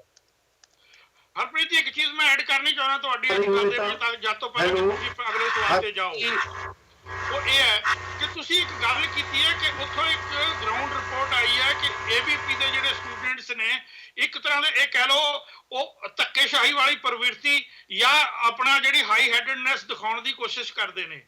ਪਰ ਕਿਆ ਤੁਸੀਂ ABP ਦੇ ਜਾਂ ABP ਦੇ ਪਿੱਛੇ ਖੜੀ ਭਾਰਤੀ ਜਨਤਾ ਪਾਰਟੀ ਜਾਂ RSS ਜਿਵੇਂ ਕਿ ਆਖਿਆ ਜਾਂਦਾ ਹੈ, ਕਿਆ ਇਸ ਚੀਜ਼ ਨੂੰ ਤੁਸੀਂ ਉਹਦੀ ਸੋਚ ਉਹਦੀ ਵਿਚਾਰਧਾਰਾ ਨਾਲ ਜੋੜ ਕੇ ਦੇਖੋਗੇ ਕਿ ਇੱਕ ਵਿਵਸਥਾ ਦੇ ਵਿੱਚ ਇੱਕ ਐਡਮਿਨਿਸਟ੍ਰੇਸ਼ਨ ਸਿਸਟਮ ਦੇ ਵਿੱਚ ਜਿਹੜੀ ਇੱਕ ਘਾਟ ਹੈਗੀ ਹੈ ਕਿ ਕੋਈ ਵੀ ਰਾਜਕਾਰਤੀ ਪਾਰਟੀ ਨਾਲ ਸੰਬੰਧਿਤ ਲੋਕ ਉਹ ਕਾਂਗਰਸ ਦੇ ਰਾਜ 'ਚ ਵੀ ਹੁੰਦਾ, ਲੈਫਟ ਦੇ ਰਾਜ ਦੇ ਵਿੱਚ ਵੀ ਹੁੰਦਾ, ਇਹ ਬੀਜੇਪੀ ਦੇ ਰਾਜ ਵਿੱਚ ਵੀ ਹੁੰਦਾ, ਅਕਾਲੀ ਦਲ ਹੋਵੇ ਉਹਦੇ ਰਾਜ 'ਚ ਵੀ ਹੁੰਦਾ, ਕੋਈ ਹੋਰ ਪਾਰਟੀ ਹੋਵੇ ਉਹਦੇ ਰਾਜ 'ਚ ਵੀ ਹੁੰਦਾ ਹੈ ਕਿ ਜਿਹੜੀ ਪਾਰਟੀ ਤਾਕਤ ਵਿੱਚ ਆ ਜਾਂਦੀ ਹੈ ਉਹਦੇ ਜੁੜੇ ਹੋਏ ਲੋਕਾਂ ਦੇ ਨਾਲ ਧੱਕੇ ਵਾਲੀ ਪ੍ਰਵਿਰਤੀ ਵਾਲਾ ਵਿਹਾਰ ਕਰਨਾ ਸ਼ੁਰੂ ਕਰ ਦਿੰਦੇ ਨੇ, ਉਹ ਕਿਸੇ ਲੈਵਲ ਦੇ ਵਿੱਚ ਵੀ ਹੋਵੇ। ਸੋ ਜੇ ਤੁਸੀਂ ਇਹਨੂੰ ਇੱਕ ਵਿਵਸਥਾ, ਵਿਗੜ ਚੁੱਕੀ ਵਿਵਸਥਾ ਜਿਹਨੂੰ ਪੋਲੀਟੀਕਲ ਪਾਰਟੀਆਂ ਪੈਟਰਨਾਈਜ਼ ਕਰਦੀਆਂ ਨੇ, ਉਸ ਵਿਗੜੈਰ ਵਿਵਸਥਾ ਨੂੰ ਉਹਦੇ ਨਾਲ ਜੋੜ ਕੇ ਦੇਖੋਗੇ ਜਾਂ ਇਹਨੂੰ ਤੁਸੀਂ ਉਹਦੀ ਥਾਟ ਨਾਲ ਜੋੜ ਕੇ ਦੇਖੋਗੇ, ਇਹੀ ਸਬਵਰਸ਼ਨ ਹੈ। ਵੈਰੀ ਗੁੱਡ ਪੁਆਇੰਟ ਅਜੀਤ ਜੀ, ਵੈਰੀ ਗੁੱਡ ਪੁਆਇੰਟ ਅਜੀਤ ਜੀ। ਇੱਕ ਵਾਰੀ ਟੋਕੂਗਾ, ਪੋਲੀਟੀਕਲ ਇੱਕ ਵਾਰੀ ਟੋਕਣਾ ਚਾਹੂੰਗਾ। ਰਾਜ ਹੈ ਉਹ ਕੋਈ ਧੱਕੇਸ਼ਾਹੀ ਕਰਦੇ ਨੇ ਜਾਂ ਉਹ ਕੁੜੀਆਂ ਦੇ ਨਾਲ ਅਜੀਤ ਜੀ ਇੱਕ ਵਾਰੀ ਟੋਕਣਾ ਚਾਹੂੰਗਾ। ਤੁਸੀਂ ਉਹਨਾਂ ਨੂੰ ਥਾਟ ਨਾਲ ਨਹੀਂ ਜੋੜ ਸਕਦੇ ਹੈਗੇ, ਉਹਨਾਂ ਨੂੰ ਵਿਗੜੈਰ ਵਿਵਸਥਾ ਨਾਲ ਜੋੜ ਕੇ ਦੇਖਣ ਦੀ ਲੋੜ ਹੈ। ਬਹੁਤ ਸੋਹਣਾ ਪੁਆਇੰਟ ਅਜੀਤ ਜੀ ਤੁਸੀਂ ਰੇਸ ਕੀਤਾ ਵਾ। ਇੱਥੇ ਮੈਂ ਡਿਸਕਸ਼ਨ ਵੀ ਚਾਹੂੰਗਾ ਕਿ ਜੋ ਤੁਸੀਂ ਕਹਿ ਰਹੇ ਹੋ ਆਵਾਜ਼ ਆ ਰਹੀ ਹੈ, ਕਿੰਨੀ ਸੱਚਾਈ ਆ। ਹਾਂਜੀ ਸਬਦੀਸ਼ ਜੀ, ਪਲੀਜ਼ ਗੋ ਅहेड ਸਬਦੀਸ਼ ਜੀ। ਟੈਕਨੀਕਲ ਪ੍ਰੋਬਲਮ ਕਰਕੇ ਮੈਂ ਵਾਰ-ਵਾਰ ਕੋਸ਼ਿਸ਼ ਕੀਤੀ, ਮੇਰੀ ਆਵਾਜ਼ ਤੁਹਾਡੇ ਤੱਕ ਪਹੁੰਚ ਨਹੀਂ ਸਕੀ, ਮਾਫੀ। ਮੈਨੂੰ ਗੱਲਾਂ ਕਾਫੀ ਦੂਰ ਤੋਂ ਲੈਣੀਆਂ ਪੈਣਗੀਆਂ, ਮੇਰੀ ਗੱਲ ਜੇ ਥੋੜੀ ਲੰਬੀ ਵੀ ਹੋ ਜਾਵੇ ਤਾਂ ਮੈਂ ਅਗਾਊਂ ਮਾਫੀ ਮੰਗ ਲੈਣਾ। ਪਹਿਲੀ ਗੱਲ ਤਾਂ ਮੈਂ ਇਹ ਕਹਿਣ ਦਾ ਯਤਨ ਕਰ ਰਿਹਾ ਸੀ ਕਿ ਜਦੋਂ ਉਮਰ ਖਾਲਦ ਦੇ ਨਾਂ ਦੇ ਉੱਤੇ ABVP ਨੇ, ਮੈਂ ਸ਼ਬਦ ਸਹੀ ਵਰਤੂੰਗਾ, ਗੁੰਡਾਗਰਦੀ ਕੀਤੀ ਤਾਂ ਉਮਰ ਖਾਲਦ ਨੂੰ ਉੱਥੇ ਆਉਣ ਤੋਂ ਮੈਨੇਜਮੈਂਟ ਨੇ ਰੋਕ ਦਿੱਤਾ ਸੀ। ਪਰ ਜੇ ਸੱਚਾਈ ਨੂੰ ਜਾਣਨ ਦਾ ਯਤਨ ਕਰੀਏ ਤੇ ਗੱਲ ਇੱਥੇ ਆ ਕੇ ਸਿਮਟ ਨਹੀਂ ਸੀ ਗਈ ਕਿ ਉਮਰ ਖਾਲਦ ਨੂੰ ਨਹੀਂ ਬੋਲਣ ਦਿੱਤਾ ਗਿਆ। ਉਹਦੇ ਵਿੱਚ ਜਿੰਨੇ ਬੁਲਾਰੇ ਸ਼ਾਮਲ ਹੋਣ ਜਾ ਰਹੇ ਸਨ, ਲਗਭਗ ਉਹਦੇ ਚੋਂ ਬਹੁ ਗਿਣਤੀ ਬੁਲਾਰੇ ਉੱਥੇ ਨਹੀਂ ਬੋਲ ਸਕੇ। ਇਸ ਸੱਚਾਈ ਨੂੰ ਪਹਿਲਾਂ ਤਾਂ ਅਸੀਂ ਜਾਣਨ ਦਾ ਯਤਨ ਕਰੀਏ ਕਿ ਸਿਰਫ ਉਮਰ ਖਾਲਦ ਤੱਕ ਗੱਲ ਸਿਮਟੀ ਨਹੀਂ ਰਹਿ ਗਈ, ਬੋਲਣ ਉਹਨਾਂ ਨੇ ਬਾਕੀ ਲੋਕਾਂ ਨੂੰ ਵੀ ਨਹੀਂ ਦਿੱਤਾ। ਔਰ ਉਹਨਾਂ ਨੇ ਬੇਸਿਕਲੀ ABVP ਨੇ, ਸੰਘ ਪਰਿਵਾਰ ਨੇ ਰਾਮਜਸ ਕਾਲਜ ਦੇ ਉਸ ਜਿਹੜਾ ਨਾਰਾ ਵਾ, ਜਿਹੜਾ ਉਹਦਾ ਉਦੇਸ਼ ਆ, ਜਿਹੜੀ ਉਹਦੀ ਸਮਝਦਾਰੀ ਆ, ਉਹਨੂੰ ਹੀ ਚੈਲੰਜ ਕੀਤਾ। ਕਿਉਂਕਿ ਰਾਮਜਸ ਕਾਲਜ ਨੇ ਬਹੁਤ ਕਲੀਅਰਲੀ ਇਹ ਗੱਲ ਕੀਤੀ ਹੋਈ, ਜਿਵੇਂ ਮੈਂ ਪਹਿਲਾਂ ਵੀ ਦੱਸਿਆ ਕਿ ਅਸੀਂ ਅਕਾਦਮਿਕ ਅਨੁਸ਼ਾਸਨ ਤੇ ਪ੍ਰਸ਼ਾਸਨਿਕ ਅਨੁਸ਼ਾਸਨ ਦੋਨਾਂ ਤੋਂ ਉਤਾਂਹ ਉੱਠ ਕੇ ਵਿਦਿਆਰਥੀਆਂ ਦੇ ਸਰਵਪੱਖੀ ਵਿਕਾਸ ਨੂੰ ਪ੍ਰਾਥਮਿਕਤਾ ਦੇਣਾ ਚਾਹੁੰਦੇ ਆ, ਉਹਨੂੰ ਪਹਿਲ ਦੇਣਾ ਚਾਹੁੰਦੇ ਆ। ਔਰ ABVP ਔਰ ਸੰਘ ਪਰਿਵਾਰ ਦੀ ਇਹ ਹੈ ਕਿ ਕਿਸੇ ਵੀ ਕਿਸਮ ਦਾ ਅਨੁਸ਼ਾਸਨ ਜਿਹੜਾ ਅਸੀਂ ਸੈੱਟ ਕਰ ਦਿੱਤਾ, ਉਹਦੇ ਤੋਂ ਬਾਹਰ ਜਾ ਕੇ ਤੁਸੀਂ ਆਪਣੇ ਵਿਦਿਆਰਥੀਆਂ ਨੂੰ ਸੋਚਣ ਔਰ ਵਿਚਾਰਨ ਦਾ ਮਿਆਰ ਸਥਾਪਿਤ ਕਰਨ ਦੀ ਆਗਿਆ ਨਹੀਂ ਦੇ ਸਕਦੇ। ਉਮਰ ਖਾਲਦ ਦੀ ਗੱਲ ਅਸੀਂ ਕਰਦੇ ਹਾਂ, ਵਾਰ-ਵਾਰ ਕੀਤੀ ਗਈ ਆ ਮੇਰੇ ਦੋਸਤਾਂ ਵੱਲੋਂ। ਮੈਂ ਫਿਰ ਕਹਾਂਗਾ ਕਿ ਉਮਰ ਖਾਲਦ ਦੇ ਉੱਤੇ ABVP ਵੱਲੋਂ ਜਾਂ ਸੰਘ ਪਰਿਵਾਰ ਵੱਲੋਂ ਦੇਸ਼ ਭਗਤੀ ਨੂੰ ਚੈਲੰਜ ਕਰਨ ਦੇ ਇਲਜ਼ਾਮ ਲੱਗੇ ਨੇ ਕੋਰਟ ਦੇ ਵਿੱਚ। ਹਾਲੇ ਤੱਕ 1 ਸਾਲ ਬਾਅਦ ਵੀ ਪੁਲਿਸ ਉਹਨਾਂ ਦੇ ਖਿਲਾਫ ਚਾਰਜ ਸ਼ੀਟ ਨਹੀਂ ਦੇ ਸਕੀ। ਔਰ ਇਸ ਲਿਹਾਜ਼ ਦੇ ਨਾਲ ਇਹ ਕਹਿਣਾ ਚਾਹੀਦਾ ਕਿ ਪੁਲਿਸ ਵੀ 1 ਸਾਲ ਦੇ ਵਿੱਚ ਇਹ ਸਾਬਤ ਨਹੀਂ ਕਰ ਸਕੀ ਕਿ ਜਿਨ੍ਹਾਂ ਗੱਲਾਂ ਦੇ ਆਧਾਰ ਦੇ ਉੱਤੇ ਉਹਨੇ ਮੁੱਢਲੀ FIR ਦਰਜ ਕੀਤੀ ਸੀ, ਉਹਦੇ ਆਧਾਰ ਦੇ ਉੱਤੇ ਉਹ ਉਹਨਾਂ ਲੋਕਾਂ ਨੂੰ ਕਟਹਿਰੇ ਦੇ ਵਿੱਚ ਖੜਾ ਕਰ ਰਹੀ ਹੈ। ਔਰ ਉਹਨਾਂ ਨੂੰ ਕਟਹਿਰੇ ਦੇ ਵਿੱਚ ਜੇ ਖੜਾ ਨਹੀਂ ਕਰ ਸਕੀ ਪੁਲਿਸ, ਤਾਂ ਇਹ ABVP ਪੁਲਿਸ ਦੇ ਤੌਰ ਤੇ ਬਿਹੇਵ ਕਿਉਂ ਕਰੇ? ਸਾਨੂੰ ਇਸ ਸਵਾਲ ਨੂੰ ਜ਼ਰੂਰ ਸਮਝਣਾ ਚਾਹੀਦਾ। ਅਗਲੀ ਗੱਲ ਮੈਂ ਕਰਾਂਗਾ ਬੱਚੀ ਗੁਰਮੇਹਰ ਕੌਰ ਦੀ। ਜੇ ਅਸੀਂ ਉਹਨਾਂ ਦੀ ਪੂਰੀ ਗੱਲ ਨੂੰ ਧਿਆਨ ਦੇ ਨਾਲ ਸੁਣਿਆ ਹੋਵੇ, ਜੇ ਅਸੀਂ ਉਹਨਾਂ ਦੀ ਪੂਰੀ ਗੱਲ ਨੂੰ ਸੱਚਮੁੱਚ ਓਨੈਸਟੀ ਦੇ ਨਾਲ ਸੁਣਿਆ ਹੋਵੇ, ਤਾਂ ਮੇਰਾ ਖਿਆਲ ਅਸੀਂ ਉਹ ਗੱਲਾਂ ਨਾ ਕਰੀਏ ਜਿਹੜੀਆਂ ਇਸ ਬਹਿਸ ਦੇ ਵਿੱਚ ਵੀ ਮੇਰੇ ਦੋਸਤਾਂ ਵੱਲੋਂ ਕੀਤੀਆਂ ਗਈਆਂ ਨੇ। ਉਹਨੇ ਬਹੁਤ ਕਲੀਅਰਲੀ ਕਿਹਾ ਕਿ ਮੈਂ ਉਦੋਂ 2 ਸਾਲ ਦੀ ਸੀ ਜਦੋਂ ਕਾਰਗਿਲ ਦੀ ਜੰਗ ਦੇ ਵਿੱਚ ਮੇਰੇ ਪਿਤਾ ਦੀ ਸ਼ਹਾਦਤ ਹੋ ਗਈ ਸੀ। ਔਰ ਮੈਂ 2 ਸਾਲ ਦੀ ਬੱਚੀ ਜਿਵੇਂ ਵੱਡੀ ਹੋਈ, ਜਿਵੇਂ ਮੈਂ ਸੋਚਣਾ ਸ਼ੁਰੂ ਕੀਤਾ, ਮੇਰੇ ਦਿਮਾਗ ਦੇ ਵਿੱਚ ਵਾਰ-ਵਾਰ ਇਹ ਖਿਆਲ ਆਉਂਦਾ ਰਿਹਾ ਕਿ ਮੇਰੇ ਬਾਪ ਨੂੰ ਮੁਸਲਮਾਨਾਂ ਨੇ ਕਤਲ ਕੀਤਾ, ਮੇਰੇ ਬਾਪ ਨੂੰ ਪਾਕਿਸਤਾਨੀਆਂ ਨੇ ਕਤਲ ਕੀਤਾ। ਜਦੋਂ ਮੈਂ 6 ਸਾਲ ਦੀ ਉਮਰ ਦੀ ਸੀ, ਮੈਂ ਇੱਕ ਬੁਰਕੇ ਵਾਲੀ ਔਰਤ ਨੂੰ ਚਾਕੂ ਮਾਰਨ ਦੀ ਵੀ ਕੋਸ਼ਿਸ਼ ਕੀਤੀ। ਔਰ ਮੇਰੀ ਮਾਂ ਨੇ ਮੈਨੂੰ ਫਿਰ ਸਮਝਾਉਣਾ ਸ਼ੁਰੂ ਕੀਤਾ ਕਿ ਬੱਚੇ, ਤੈਨੂੰ ਤੇਰੇ ਬਾਪ ਨੂੰ ਕਿਸੇ ਮੁਸਲਮਾਨ ਨੇ ਨਹੀਂ ਮਾਰਿਆ, ਤੇਰੇ ਬਾਪ ਨੂੰ ਕਿਸੇ ਪਾਕਿਸਤਾਨ ਦੇ ਆਮ ਬੰਦੇ ਨੇ ਨਹੀਂ ਮਾਰਿਆ, ਤੇਰੇ ਬਾਪ ਨੂੰ ਕਾਰਗਿਲ ਦੀ ਜੰਗ ਨੇ ਮਾਰਿਆ। ਔਰ ਬੱਚੀ ਨੇ ਬਹੁਤ ਕਲੀਅਰਲੀ ਲਿਖਿਆ ਕਿ ਜੇ ਕਾਰਗਿਲ ਦੀ ਜੰਗ ਦੋਵਾਂ ਦੇਸ਼ਾਂ ਵਿਚਾਲੇ ਨਾ ਲੱਗਦੀ ਤਾਂ ਮੇਰਾ ਬਾਪ ਅੱਜ ਜ਼ਿੰਦਾ ਹੋਣਾ ਸੀ। ਇਸ ਕਰਕੇ ਮੈਂ ਆਪਣੇ ਬਾਪ ਦੀ ਮੌਤ ਨੂੰ ਜੰਗ ਦੇ ਰੂਪ ਦੇ ਵਿੱਚ ਵੇਖਦੀ ਹਾਂ, ਭਾਰਤ ਤੇ ਪਾਕਿਸਤਾਨ ਦੋਨਾਂ ਦੀ ਹੋਂਦ ਦੇ ਰੂਪ ਵਿੱਚ ਨਹੀਂ ਵੇਖਦੀ। ਭਾਰਤ ਤੇ ਪਾਕਿਸਤਾਨ ਕਾਰਗਿਲ ਦੀ ਜੰਗ ਤੋਂ ਬਾਅਦ ਵੀ ਐਗਜ਼ਿਸਟ ਕਰਦੇ ਸੀ, ਹੁਣ ਵੀ ਕਰਦੇ ਨੇ, ਔਰ ਇਸ ਕਰਕੇ ਉਹ ਪਹਿਲਾਂ ਦੀ ਸਿਚੁਏਸ਼ਨ ਅੱਜ ਦੀ ਸਿਚੁਏਸ਼ਨ 'ਚ ਕੋਈ ਵਖਰੇਵਾ ਨਹੀਂ, ਉਹਨਾਂ ਦੀ ਐਗਜ਼ਿਸਟੈਂਸ ਨੂੰ ਕੋਈ ਫਰਕ ਨਹੀਂ ਪਿਆ। ਫਰਕ ਸਿਰਫ ਮੇਰੇ ਬਾਪ ਦੀ ਗੈਰ ਹਾਜ਼ਰੀ ਦਾ ਪਿਆ, ਔਰ ਮੇਰੇ ਬਾਪ ਦੀ ਜੇ ਗੈਰ ਹਾਜ਼ਰੀ ਹੋਈ ਆ ਤੇ ਉਹਦੇ ਲਈ ਜੰਗ ਜ਼ਿੰਮੇਵਾਰ ਹੈ। ਅਗਲੀ ਗੱਲ ਮੈਂ ਇਹ ਕਹਿਣੀ ਚਾਹਾਂਗਾ ਕਿ ਜਦੋਂ ਉਸ ਬੱਚੀ ਨੇ ਜੰਗ ਨੂੰ ਜ਼ਿੰਮੇਵਾਰ ਠਹਿਰਾਇਆ ਤਾਂ ਜਿਹੜੇ ਸਾਡੇ ਦੇਸ਼ ਦੇ ਵਿੱਚ RSS ਦੇ ਫਾਸ਼ੀਵਾਦੀ ਰਾਸ਼ਟਰਵਾਦ ਦੇ ਸਪੋਰਟਰ ਬਣ ਗਏ ਨੇ ਬਹੁਤ ਸਾਰੇ ਲੋਕ, ਉਹਨਾਂ ਦੇ ਵਿੱਚ ਕ੍ਰਿਕਟਰ ਵੀ ਆ ਗਏ, ਉਹਨਾਂ ਦੇ ਵਿੱਚ ਐਕਟਰ ਵੀ ਆ ਗਏ, ਉਹਨਾਂ ਦੇ ਵਿੱਚ ਸਾਡੇ ਦੇਸ਼ ਦੀ ਭਾਰਤੀ ਜਨਤਾ ਪਾਰਟੀ ਦੇ ਸੰਸਦ ਮੈਂਬਰ ਤੱਕ ਵੀ ਆ ਗਏ। ਇੱਕ ਸੰਸਦ ਮੈਂਬਰ ਨੇ ਇੱਥੋਂ ਤੱਕ ਕਹਿ ਦਿੱਤਾ ਕਿ ਗੁਰਮੇਹਰ ਕੌਰ ਨਾਲੋਂ ਤਾਂ ਦਾਊਦ ਇਬਰਾਹਿਮ ਚੰਗਾ ਵਾ। ਉਹਨੇ ਕਦੇ ਆਪਣੇ ਗਲ ਦੇ ਵਿੱਚ ਤਖਤੀ ਲਟਕਾ ਕੇ ਇਹ ਨਹੀਂ ਕਿਹਾ ਕਿ 1993 ਦੇ ਬੰਬ ਧਮਾਕੇ ਜਦੋਂ ਹੋਏ ਸਨ ਮੈਂ ਕਿਸੇ ਨੂੰ ਨਹੀਂ ਮਾਰਿਆ, ਸਿਰਫ ਉੱਥੇ ਲੋਕਾਂ ਨੂੰ ਬੰਬਈ ਦੇ ਵਿੱਚ ਬੰਬਾਂ ਨੇ ਮਾਰਿਆ ਸੀ। ਇਦਾਂ ਦੀ ਤਖਤੀ ਉਹਨਾਂ ਨੇ ਉਹਨਾਂ ਦੇ ਹਵਾਲੇ ਦੇ ਨਾਲ ਪੇਸ਼ ਕਰ ਦਿੱਤੀ। ਸਾਡੇ ਦੇਸ਼ ਦੇ ਕ੍ਰਿਕਟਰ ਨੇ ਸਹਿਵਾਗ ਸਾਹਿਬ ਨੇ ਇਹ ਬਿਆਨ ਦੇ ਦਿੱਤਾ ਕਿ ਜਿਹੜੇ ਮੈਂ ਬਣਾਈਆਂ ਹੋਈਆਂ ਨੇ ਸੈਂਚਰੀਆਂ ਉਹ ਮੈਂ ਨਹੀਂ ਬਣਾਈਆਂ, ਸਿਰਫ ਮੇਰੇ ਬੱਲੇ ਨੇ ਬਣਾਈਆਂ।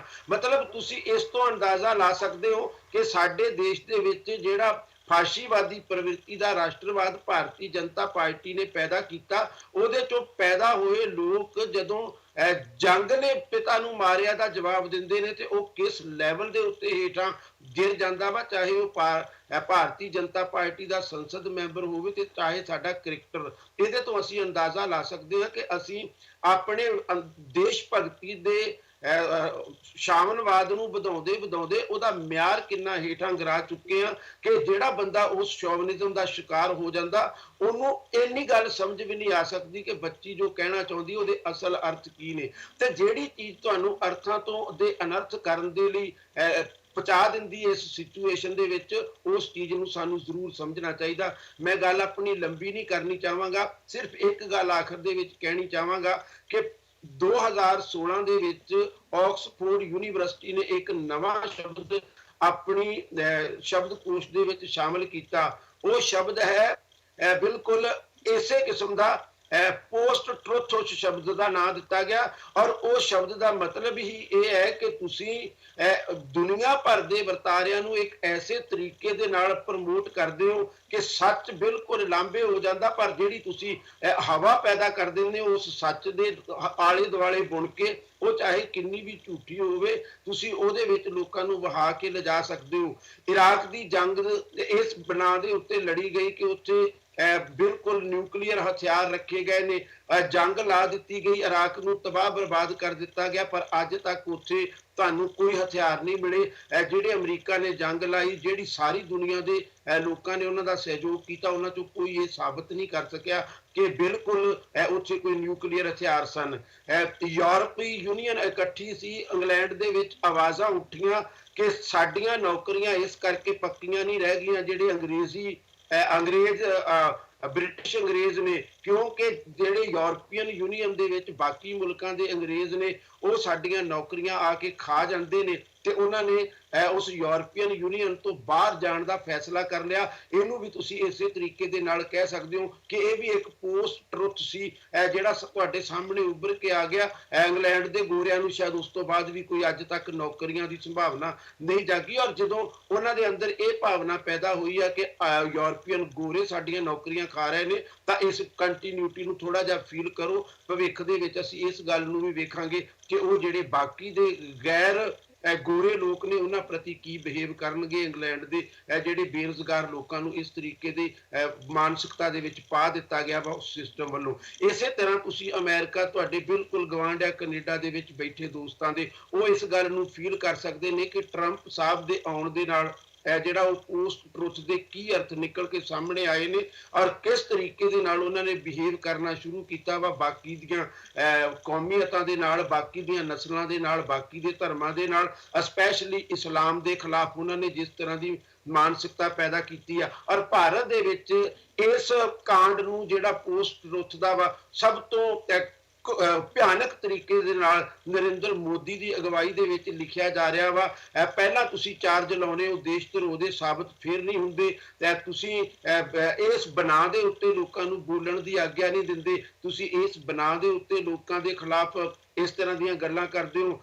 ਸਾਡੇ ਜੇਤਲੀ ਸਾਹਿਬ ਵੀ ਇਹ ਕਹਿ ਦਿੰਦੇ ਨੇ ਕਿ ਇਹ ਰਾਸ਼ਟਰ ਧਰੋਹੀਆਂ ਦਾ ਗੱਠਜੋੜ ਬਣ ਰਿਹਾ।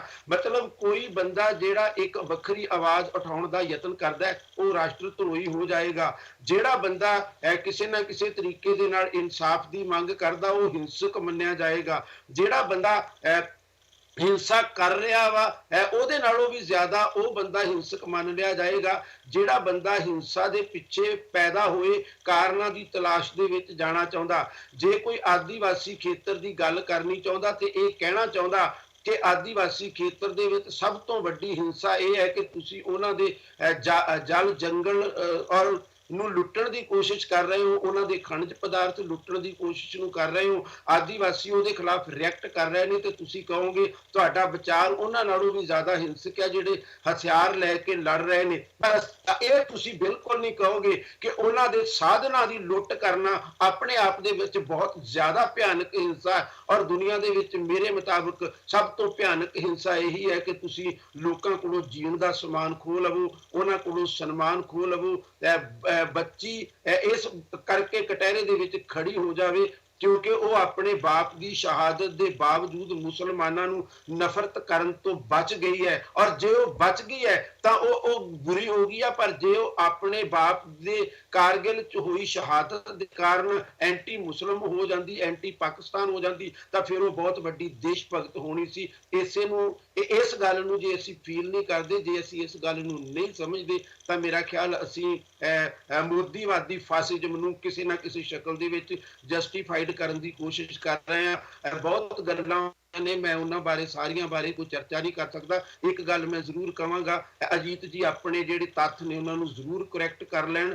ਦੇਸ਼ ਦੇ ਵਿੱਚ ਕਾਂਗਰਸ ਨੇ ਕਦੇ ਇਸੇ ਤਰੀਕੇ ਦੇ ਨਾਲ ਸੈਕੂਲਰਿਜ਼ਮ ਲੋਕਾਂ ਨੂੰ ਨਹੀਂ ਦਿੱਤਾ। ਔਰ ਲੈਫਟ ਨੂੰ ਜਦੋਂ ਨਾਲ ਨੱਥੀ ਕਰ ਲੈਂਦੇ ਨੇ, ਲੈਫਟ ਨੇ ਕਦੇ ਵੀ ਕਾਂਗਰਸ ਦੇ ਸੈਕੂਲਰਿਜ਼ਮ ਨੂੰ 100% ਸਹੀ ਸਾਬਤ ਕਹਿਣ ਦੀ ਕੋਸ਼ਿਸ਼ ਨਹੀਂ ਕੀਤੀ, ਬਲਕਿ ਲੈਫਟ ਦੀਆਂ ਬਹੁਤ ਸਾਰੀਆਂ ਜਥੇਬੰਦੀਆਂ ਤਾਂ ਕਾਂਗਰਸ ਨੂੰ ਸੈਕੂਲਰਿਜ਼ਮ ਨੂੰ ਬਿਲਕੁਲ ਉਸੇ ਤਰਜ਼ ਦੇ ਉੱਤੇ ਫਰੇਬੀ ਕਹਿੰਦੀਆਂ ਨੇ, ਜਿਵੇਂ ਹਿੰਦੂ ਰਾਸ਼ਟਰਵਾਦੀ ਉਹਨੂੰ ਫਰੇਬੀ ਸੈਕੂਲਰਿਜ਼ਮ ਕਹਿੰਦੇ ਨੇ। ਔਰ ਫਰੇਬੀ ਸੈਕੂਲਰਿਜ਼ਮ ਕਹਿਣ ਵਾਲਿਆਂ ਦੇ ਵਿੱਚ ਮੈਂ ਖੁਦ ਵੀ ਸ਼ਾਮਲ ਹਾਂ। ਔਰ ਮੈਂ ਆਪਣੇ ਆਪ ਨੂੰ ਲੈਫਟ ਦੀ ਵਿਚਾਰਧਾਰਾ ਦੇ ਨਾਲ ਸੰਬੰਧਿਤ ਮੰਨਦਾ। ਹਾਲਾਂਕਿ ਮੈਂ ਲੈਫਟ ਦੀ ਕਿਸੇ ਵੀ ਆਰਗੇਨਾਈਜ਼ਡ ਪਾਰਟੀ ਦਾ ਮੈਂਬਰ ਨਹੀਂ ਹਾਂ ਤੇ ਨਾ ਮੈਂ ਉਹਨਾਂ ਦਾ ਮੈਂਬਰ ਬਣਨਾ ਚਾਹੁੰਦਾ, ਕਿਉਂਕਿ ਮੇਰੇ ਮੁਤਾਬਕ ਉਹ ਜਿਸ ਮਾਰਕਸਵਾਦ ਦੇ ਆਧਾਰ ਦੇ ਉੱਤੇ ਗੱਲਾਂ ਕਰਦੇ ਨੇ ਉਸ ਮਾਰਕਸਵਾਦ ਨਾਲ ਉਹਨਾਂ ਦਾ ਕੋਈ ਨਾਤਾ ਨਹੀਂ। ਮੈਂ ਬਹੁਤ ਸਾਰੇ ਮਾਓਇਸਟਾਂ ਨੂੰ ਇਸ ਕਰਕੇ ਬਹੁਤ ਚੰਗੇ ਨਹੀਂ ਸਮਝਦਾ, ਕਿਉਂਕਿ ਉਹ ਮਾਓਇਜ਼ਮ ਆਪਦੀ ਪਾਰਟੀ ਦੇ ਨਾਂ ਦੇ ਵਿੱਚ ਤਾਂ ਸ਼ਾਮਲ ਕਰਦੇ ਨੇ, ਪਰ ਉਹਨਾਂ ਨੂੰ ਮਾਓ ਦੇ ਵਿਚਾਰਾਂ ਦੀ ਜਾਣਕਾਰੀ ਨਹੀਂ। ਪਰ ਹਰ ਚੀਜ਼ ਨੂੰ ਆਊਟ ਆਫ ਦੀ ਵੇ ਜਾ ਕੇ ਨੱਥੀ ਕਰਕੇ ਤੁਸੀਂ ਬੀਜੇਪੀ ਨੂੰ ਬਚਾਉਣ ਦੀ ਯਤਨ ਕਰੋ, ਤੁਸੀਂ ਆਰਐਸਐਸ ਨੂੰ ਬਚਾਉਣ ਦਾ ਯਤਨ ਕਰੋ। ਜਿਹੜੇ ਗੁੰਡਾਗਰਦੀ ਕਰਦੇ ਨੇ ਉਹਨਾਂ ਨੂੰ ਇਸ ਤਰਜ਼ ਦੇ ਉੱਤੇ ਸਹੀ ਸਾਬਤ ਕਰਨ ਦੀ ਕੋਸ਼ਿਸ਼ ਕਰੋ ਕਿ ਇਹਦੇ ਲਈ ਮਾਹੌਲ ਪੈਦਾ ਕੀਤਾ, ਜੋ ਵੀ ਮਾਹੌਲ ਪੈਦਾ ਕੀਤਾ ਕਿ ਉਹਦੇ ਵਿੱਚ ABVP ਦੀ ਗੁੰਡਾਗਰਦੀ ਜਸਟੀਫਾਈਡ ਮੰਨੀ ਜਾ ਸਕਦੀ ਹੈ। ਮੈਂ ਆਪਣੀ ਗੱਲ ਖਤਮ ਕਰ ਰਿਹਾ। ਸਮਾਂ ਕਾਫੀ ਜ਼ਿਆਦਾ ਹੋ ਗਿਆ। ਨਾ ਲੈ ਕੇ ਗੱਲ ਕੀਤੀ ਆਪਣੀ। ਅਜੀਤ ਜੀ ਪਲੀਜ਼ ਨਹੀਂ, ਮੇਰੇ ਕੋਲ ਟਾਈਮ ਨਹੀਂ ਹੈ ਕਿ ਮੈਂ ਤੁਹਾਨੂੰ ਟਾਈਮ ਦੇਵਾਂ। ਦਲਰਾਜ ਜੀ ਸਾਡੇ ਨਾਲ ਇੰਡੀਆ ਤੋਂ ਜੁੜ ਚੁੱਕੇ ਨੇ। ਦਲਰਾਜ ਜੀ ਤੋਂ ਬਾਅਦ ਇੱਕ ਬ੍ਰੇਕ ਲਵਾਂਗੇ, ਬ੍ਰੇਕ ਤੋਂ ਬਾਅਦ ਅਸੀਂ ਇਹ ਗੱਲਬਾਤ ਜਾਰੀ ਰੱਖਾਂਗੇ। ਅਜੀਤ ਜੀ ਪਲੀਜ਼, ਨਹੀਂ ਤਾਂ ਮੈਨੂੰ ਮਿਊਟ ਕਰਵਾਉਣਾ ਪਊਗਾ। ਦਲਰਾਜ ਜੀ। ਅੱਗੇ ਜੀ ਗੱਲ ਤਾਂ ਮੈਂ ਕੁਝ ਹੋਰ ਕਰਨੀ ਸੀਗੀ, ਪਰ ਸਰਬੀਰ ਜੀ ਨੇ ਜਿਹੜੀ ਗੱਲ ਛੇੜੀ ਹੈ, ਨੋ ਡਾਊਟ ਦਲਰਾਜ ਜੀ ਮੈਂ ਸਾਰਾ ਦਾ ਸਾਰਾ ਦਲਰਾਜ ਜੀ ਮੈਂ ਸਾਰੀ ਦੀ ਸਾਰੀ ਡਿਬੇਟ ਜੋ ਰਾਮਜਸ ਯੂਨੀਵਰਸਿਟੀ ਚ ਘਟਨਾ ਵਾਪਰੀ ਆ ਤੇ ਗੁਰਮੇਰ ਕੌਰ ਨਾਲ ਜੋ ਇਨਸੀਡੈਂਟ ਹੋਇਆ ਵਾ, ਮੈਂ ਸਾਰੀ ਡਿਬੇਟ ਦਾ ਫੋਕਸ ਉੱਤੇ ਰੱਖਣਾ ਚਾਹੁੰਦਾ ਤੇ ਮੈਂ ਚਾਹੂੰਗਾ ਤੁਸੀਂ ਵਿਚਾਰ ਆਪਣੇ ਉਹਦੇ ਬਾਰੇ ਦਿਓ।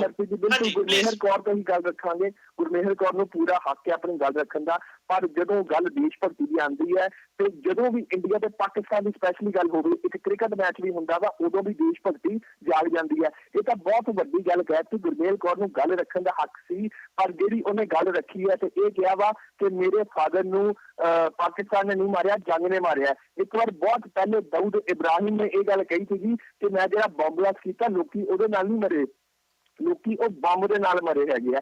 ਇਹ ਬਿਲਕੁਲ ਉਦਾਂ ਦੇ ਕੁਝ ਲੱਗਦਾ ਤਾਂ ਸ਼ਾਇਦ ਇਸ ਕਰਕੇ ਸਿਰਫ ABVP ਨੂੰ ਕਈ ਲੋਕਾਂ ਨੂੰ ਇਹ ਗੱਲ ਮਾੜੀ ਵੀ ਲੱਗੀ ਹੋਏਗੀ। ਉਦਾਂ ਉਹ ਕੋਈ ਵੀ ਗੱਲ ਕਰਦੀ, ਚਾਹੇ ABVP ਦੇ ਖਿਲਾਫ, ਚਾਹੇ BJP ਦੇ ਖਿਲਾਫ, ਚਾਹੇ ਹੋਰ ਕਿਸੇ ਸਰਕਾਰ ਦੇ ਖਿਲਾਫ, ਤੇ ਜਾਇਜ਼ ਸੀ। ਸ਼ਾਇਦ ਇਸ ਕਰਕੇ ਲੋਕੀ ਇਹ ਦੇਸ਼ ਭਗਤੀ ਨਾਲ ਜੋੜ ਕੇ ਉਹਨੂੰ ਦੇਖਦੇ ਪਏ ਆ। ਥੋੜਾ ਬਹੁਤਾ ਜਦੋਂ ਇਹਦਾ ਕੰਟਰੋਵਰਸ਼ੀਅਲ ਬਿਆਨ ਦਿੱਤਾ ਜਾਵੇ ਉਦੋਂ ਸਮਝਣਾ ਚਾਹੀਦਾ ਵਾ। ਕੱਲ ਵਰਿੰਦਰ ਸਹਿਵਾਲ ਸਾਹਿਬ ਨੇ ਕਿਹਾ ਕਿ ਜਿਹੜੇ ਮੈਂ 300 ਰਨ ਮਾਰੇ ਸੀਗੇ ਉਹ ਮੈਂ ਨਹੀਂ ਮਾਰੇ, ਮੇਰੇ ਬੈਟਰ ਨੇ ਮਾਰੇ ਆ। One and the same thing, ਇੱਕ ਹੀ ਚੀਜ਼ ਹੁੰਦੀ ਹੈਗੀ ਆ। ਸ਼ਾਇਦ ਉਸੇ ਦਾ ਹੀ ਜਵਾਬ ਗੁਰਮੇਹਰ ਕੌਰ ਨੇ ਦਿੱਤਾ ਸੀਗਾ। ਏਦਾਂ ਦੀਆਂ ਜਦੋਂ ਗੱਲਾਂ ਹੋ ਜਾਂਦੀਆਂ ਉਦੋਂ ਹਰ ਬੰਦੇ ਨੂੰ, ਕਿਉਂਕਿ ਉਹ ਇੱਕ ਸ਼ਹੀਦ ਦੀ ਬੇਟੀ ਹੈਗੀ ਆ, ਬਹੁਤ ਸੋਚ ਸਮਝ ਕੇ ਵਰਡਿੰਗ ਕੱਢਣੀ ਚਾਹੀਦੀ ਹੈਗੀ ਆ ਕਿ ਇੱਕ ਤਣਾਅ ਨਾ ਪੈਦਾ ਹੋ ਜਾਵੇ। ਤੇ ਉਹ ਤਣਾਅ ਹੁਣ ਅੱਜ ਦੀ ਡੇਟ ਵਿੱਚ ਪੈਦਾ ਹੋ ਚੁੱਕਾ ਵਾ। ਕੱਲ PU ਚੰਡੀਗੜ੍ਹ ਦੇ ਵਿੱਚ ਵੀ ਇਸੇ ਨੂੰ ਲੈ ਕੇ ਹੀ ਬਹਿਸ ਹੋਈ, ਇਸੇ ਨੂੰ ਲੈ ਕੇ ਹੱਥੋਂ ਪਾਈ ਤੱਕ ਹੋਈ। ਜੇ ਸਟੂਡੈਂਟ ਜਿਹੜੇ ਕਾਲਜ ਵਿੱਚ ਪੜ੍ਹਨ ਜਾਂਦੇ ਹੈਗੇ ਆ, ਕੁਝ ਜ਼ਰੂਰ ਹੋ ਸਕਦੇ ਆ ਜਿਹੜੇ ਲੀਡਰੀ ਕਰਨ ਜਾਂਦੇ ਹੋਣ, ਪਰ ਮੈਜੋਰਟੀ ਆਫ ਬੱਚੇ ਪੜ੍ਹਨ ਜਾਂਦੇ ਆ। ਜੇ ਕਾਲਜਾਂ ਦੇ ਵਿੱਚ, ਯੂਨੀਵਰਸਿਟੀਆਂ ਦੇ ਵਿੱਚ ਏਦਾਂ ਦਾ ਤਣਾਅ ਰਹੇਗਾ ਤੇ ਮੈਨੂੰ ਲੱਗਦਾ ਸਾਡਾ ਜਿਹੜੇ ਫਿਊਚਰ ਹੈ ਕੱਲ੍ਹ ਦਾ ਇੰਡੀਆ ਦਾ, ਉਹ ਫਿਊਚਰ ਖਰਾਬ ਹੋ ਸਕਦਾ ਵਾ। ਸਿਰਫ ਰੂਲਿੰਗ ਗਵਰਨਮੈਂਟ ਨੂੰ ਨਹੀਂ, ਇੱਥੇ ਹਰ ਗਵਰਨਮੈਂਟ ਨੂੰ। ਆਪਾਂ ਗੱਲਬਾਤ ਜਾਰੀ ਰੱਖਾਂਗੇ। ਬੜੇ ਵਧੀਆ ਪੁਆਇੰਟ ਤੁਸੀਂ ਤੇ ਅਜੀਤ ਜੀ ਨੇ ਮੈਨੂੰ ਦਿੱਤੇ ਆ, ਖਾਸ ਕਰਕੇ ਜੋ ਅਜੀਤ ਜੀ ਨੇ ਆਖਿਆ ਸੀ ਕਿ ਦੋਸ਼ੀ BJP ਨਹੀਂ ਆ, ਤੇ ਨਾਲ ਹੀ ਜੋ ਤੁਸੀਂ ਵੀ ਇਸ਼ਾਰਾ ਕੀਤਾ ਕਿ ਦੇਸ਼ ਭਗਤੀ ਦੀ ਜਦੋਂ ਗੱਲ ਆਉਂਦੀ ਆ, ਕੁਝ BJP ਦੇ ਲੀਡਰਾਂ ਦੇ ਵੀਡੀਓ ਚਲਾਵਾਂਗੇ ਇਸ ਮੁੱਦੇ ਤੋਂ ਬਾਅਦ, ਤੇ ਵੇਖਣਾ ਚਾਹਾਂਗੇ ਜੋੜ ਕੇ BJP ਤੇ BJP ਦੀ ਭਾਈਵਾਲ ਜਥੇਬੰਦੀਆਂ ਨੂੰ ਕਿੱਦਾਂ ਉਹ ਇਸ ਇਨਸੀਡੈਂਟ ਨਾਲ ਜੁੜੇ ਨੇ, ਤੇ ਕਿੱਦਾਂ ABVP ਜਾਂ ਫਿਰ BJP ਜਿਹੜੀ ਸੋਚ ਤੇ, ਜਿਹੜੀ ਐਂਟੀ ਨੈਸ਼ਨਲ ਦੀ ਸੋਚ ਜਾਂ ਡਿਬੇਟ ਨੂੰ ਅੱਗੇ ਵਧਾ ਰਹੀ ਆ, ਉਹਨੂੰ ਕਿੱਦਾਂ BJP ਦੇ ਯੂਨੀਅਨ ਮਿਨਿਸਟਰ ਲੈਵਲ ਦੇ ਮਿਨਿਸਟਰ ਸਪੋਰਟ ਕਰ ਰਹੇ ਨੇ। ਬ੍ਰੇਕ ਤੇ ਜਾਵਾਂਗੇ, ਪਰ ਅਸੀਂ ਕੋਈ ਐਡ ਨਹੀਂ ਚਲਾਵਾਂਗੇ। ਤੁਹਾਨੂੰ ਕੁਝ ਵੀਡੀਓ ਜੋ ਸਾਡੇ ਕੋਲ ਆਈ ਸੀ ਉਹ ਤੁਹਾਨੂੰ ਬ੍ਰੇਕ 'ਚ ਅਸੀਂ ਉਹ ਦਿਖਾਵਾਂਗੇ, ਜਰੂਰ ਦੇਖਿਓ। ਇੱਕ ਉਹ ਵੀਡੀਓ ਵਾ ਜੋ ਗੁਰਮੇਹਰ ਕੌਰ ਨੇ ਆਪਣੇ, ਜੋ ਸਾਰਾ ਅਸੀਂ ਬਹਿਸ ਕਰ ਰਹੇ ਹਾਂ, ਇੱਕ ਚੀਜ਼ ਮੈਂ ਕਰੈਕਟ ਕਰ ਦੇਣਾ ਚਾਹੁੰਦਾ। ਗੁਰਮੇਹਰ ਕੌਰ ਨੇ ਜੋ ਕੱਲ 24 ਤਰੀਕ ਨੂੰ ਸਿਰਫ ਫੇਸਬੁੱਕ ਦੀ ਇੱਕ ਪੋਸਟ ਚੇਂਜ ਕੀਤੀ ਸੀ, ਜੋ ਗੁਰਮੇਹਰ ਕੌਰ ਦੇ ਫਾਦਰ ਦਾ ਵੀਡੀਓ ਵਾ। ਉਹ ਵੀਡੀਓ ਅੱਜ ਤੋਂ ਮੈਨੂੰ ਲੱਗਦਾ ਸਾਲ ਜਾਂ 1.5 ਸਾਲ ਪੁਰਾਣਾ ਵਾ, ਮੈਂ ਐਗਜ਼ੈਕਟਲੀ ਸ਼ੋਰ ਨਹੀਂ ਆ ਕਿੰਨੇ ਸਾਲ ਪੁਰਾਣਾ ਵਾ। ਉਹ ਅੱਜ ਦਾ ਵੀਡੀਓ ਨਹੀਂ ਆ, ਉਹ ਕੱਢ ਕੇ ਤੇ ਵਾਪਸ ਡਿਬੇਟ ਵਿੱਚ ਪਾਉਣ ਦੀ ਕੋਸ਼ਿਸ਼ ਕੀਤੀ ਗਈ ਆ, ਤੇ ਸ਼ਾਇਦ ਗੁਰਮੇਹਰ ਕੌਰ ਨੇ ਉਹ ਵੀਡੀਓ ਦੇ ਉੱਤੇ ਗੱਲ ਵੀ ਨਹੀਂ ਕੀਤੀ। ਪਰ ਜਿੱਦਾਂ ਕਿ ਦਿਲਰਾਜ ਜੀ ਨੇ ਆਖਿਆ, ਸਵਾਗ ਸਾਹਿਬ ਔਰ ਦੂਜੇ ਲੋਕਾਂ ਨੇ ਉਸ ਵੀਡੀਓ ਨੂੰ ਵਾਪਸ ਡਿਬੇਟ ਦਾ ਹਿੱਸਾ ਬਣਾਤਾ। ਇੱਥੇ ਅਸੀਂ ਲੈਂਦੇ ਇੱਕ ਬ੍ਰੇਕ ਤੋਂ ਬਾਅਦ ਫਿਰ ਹਾਜ਼ਰ ਹੁੰਦੇ ਹਾਂ।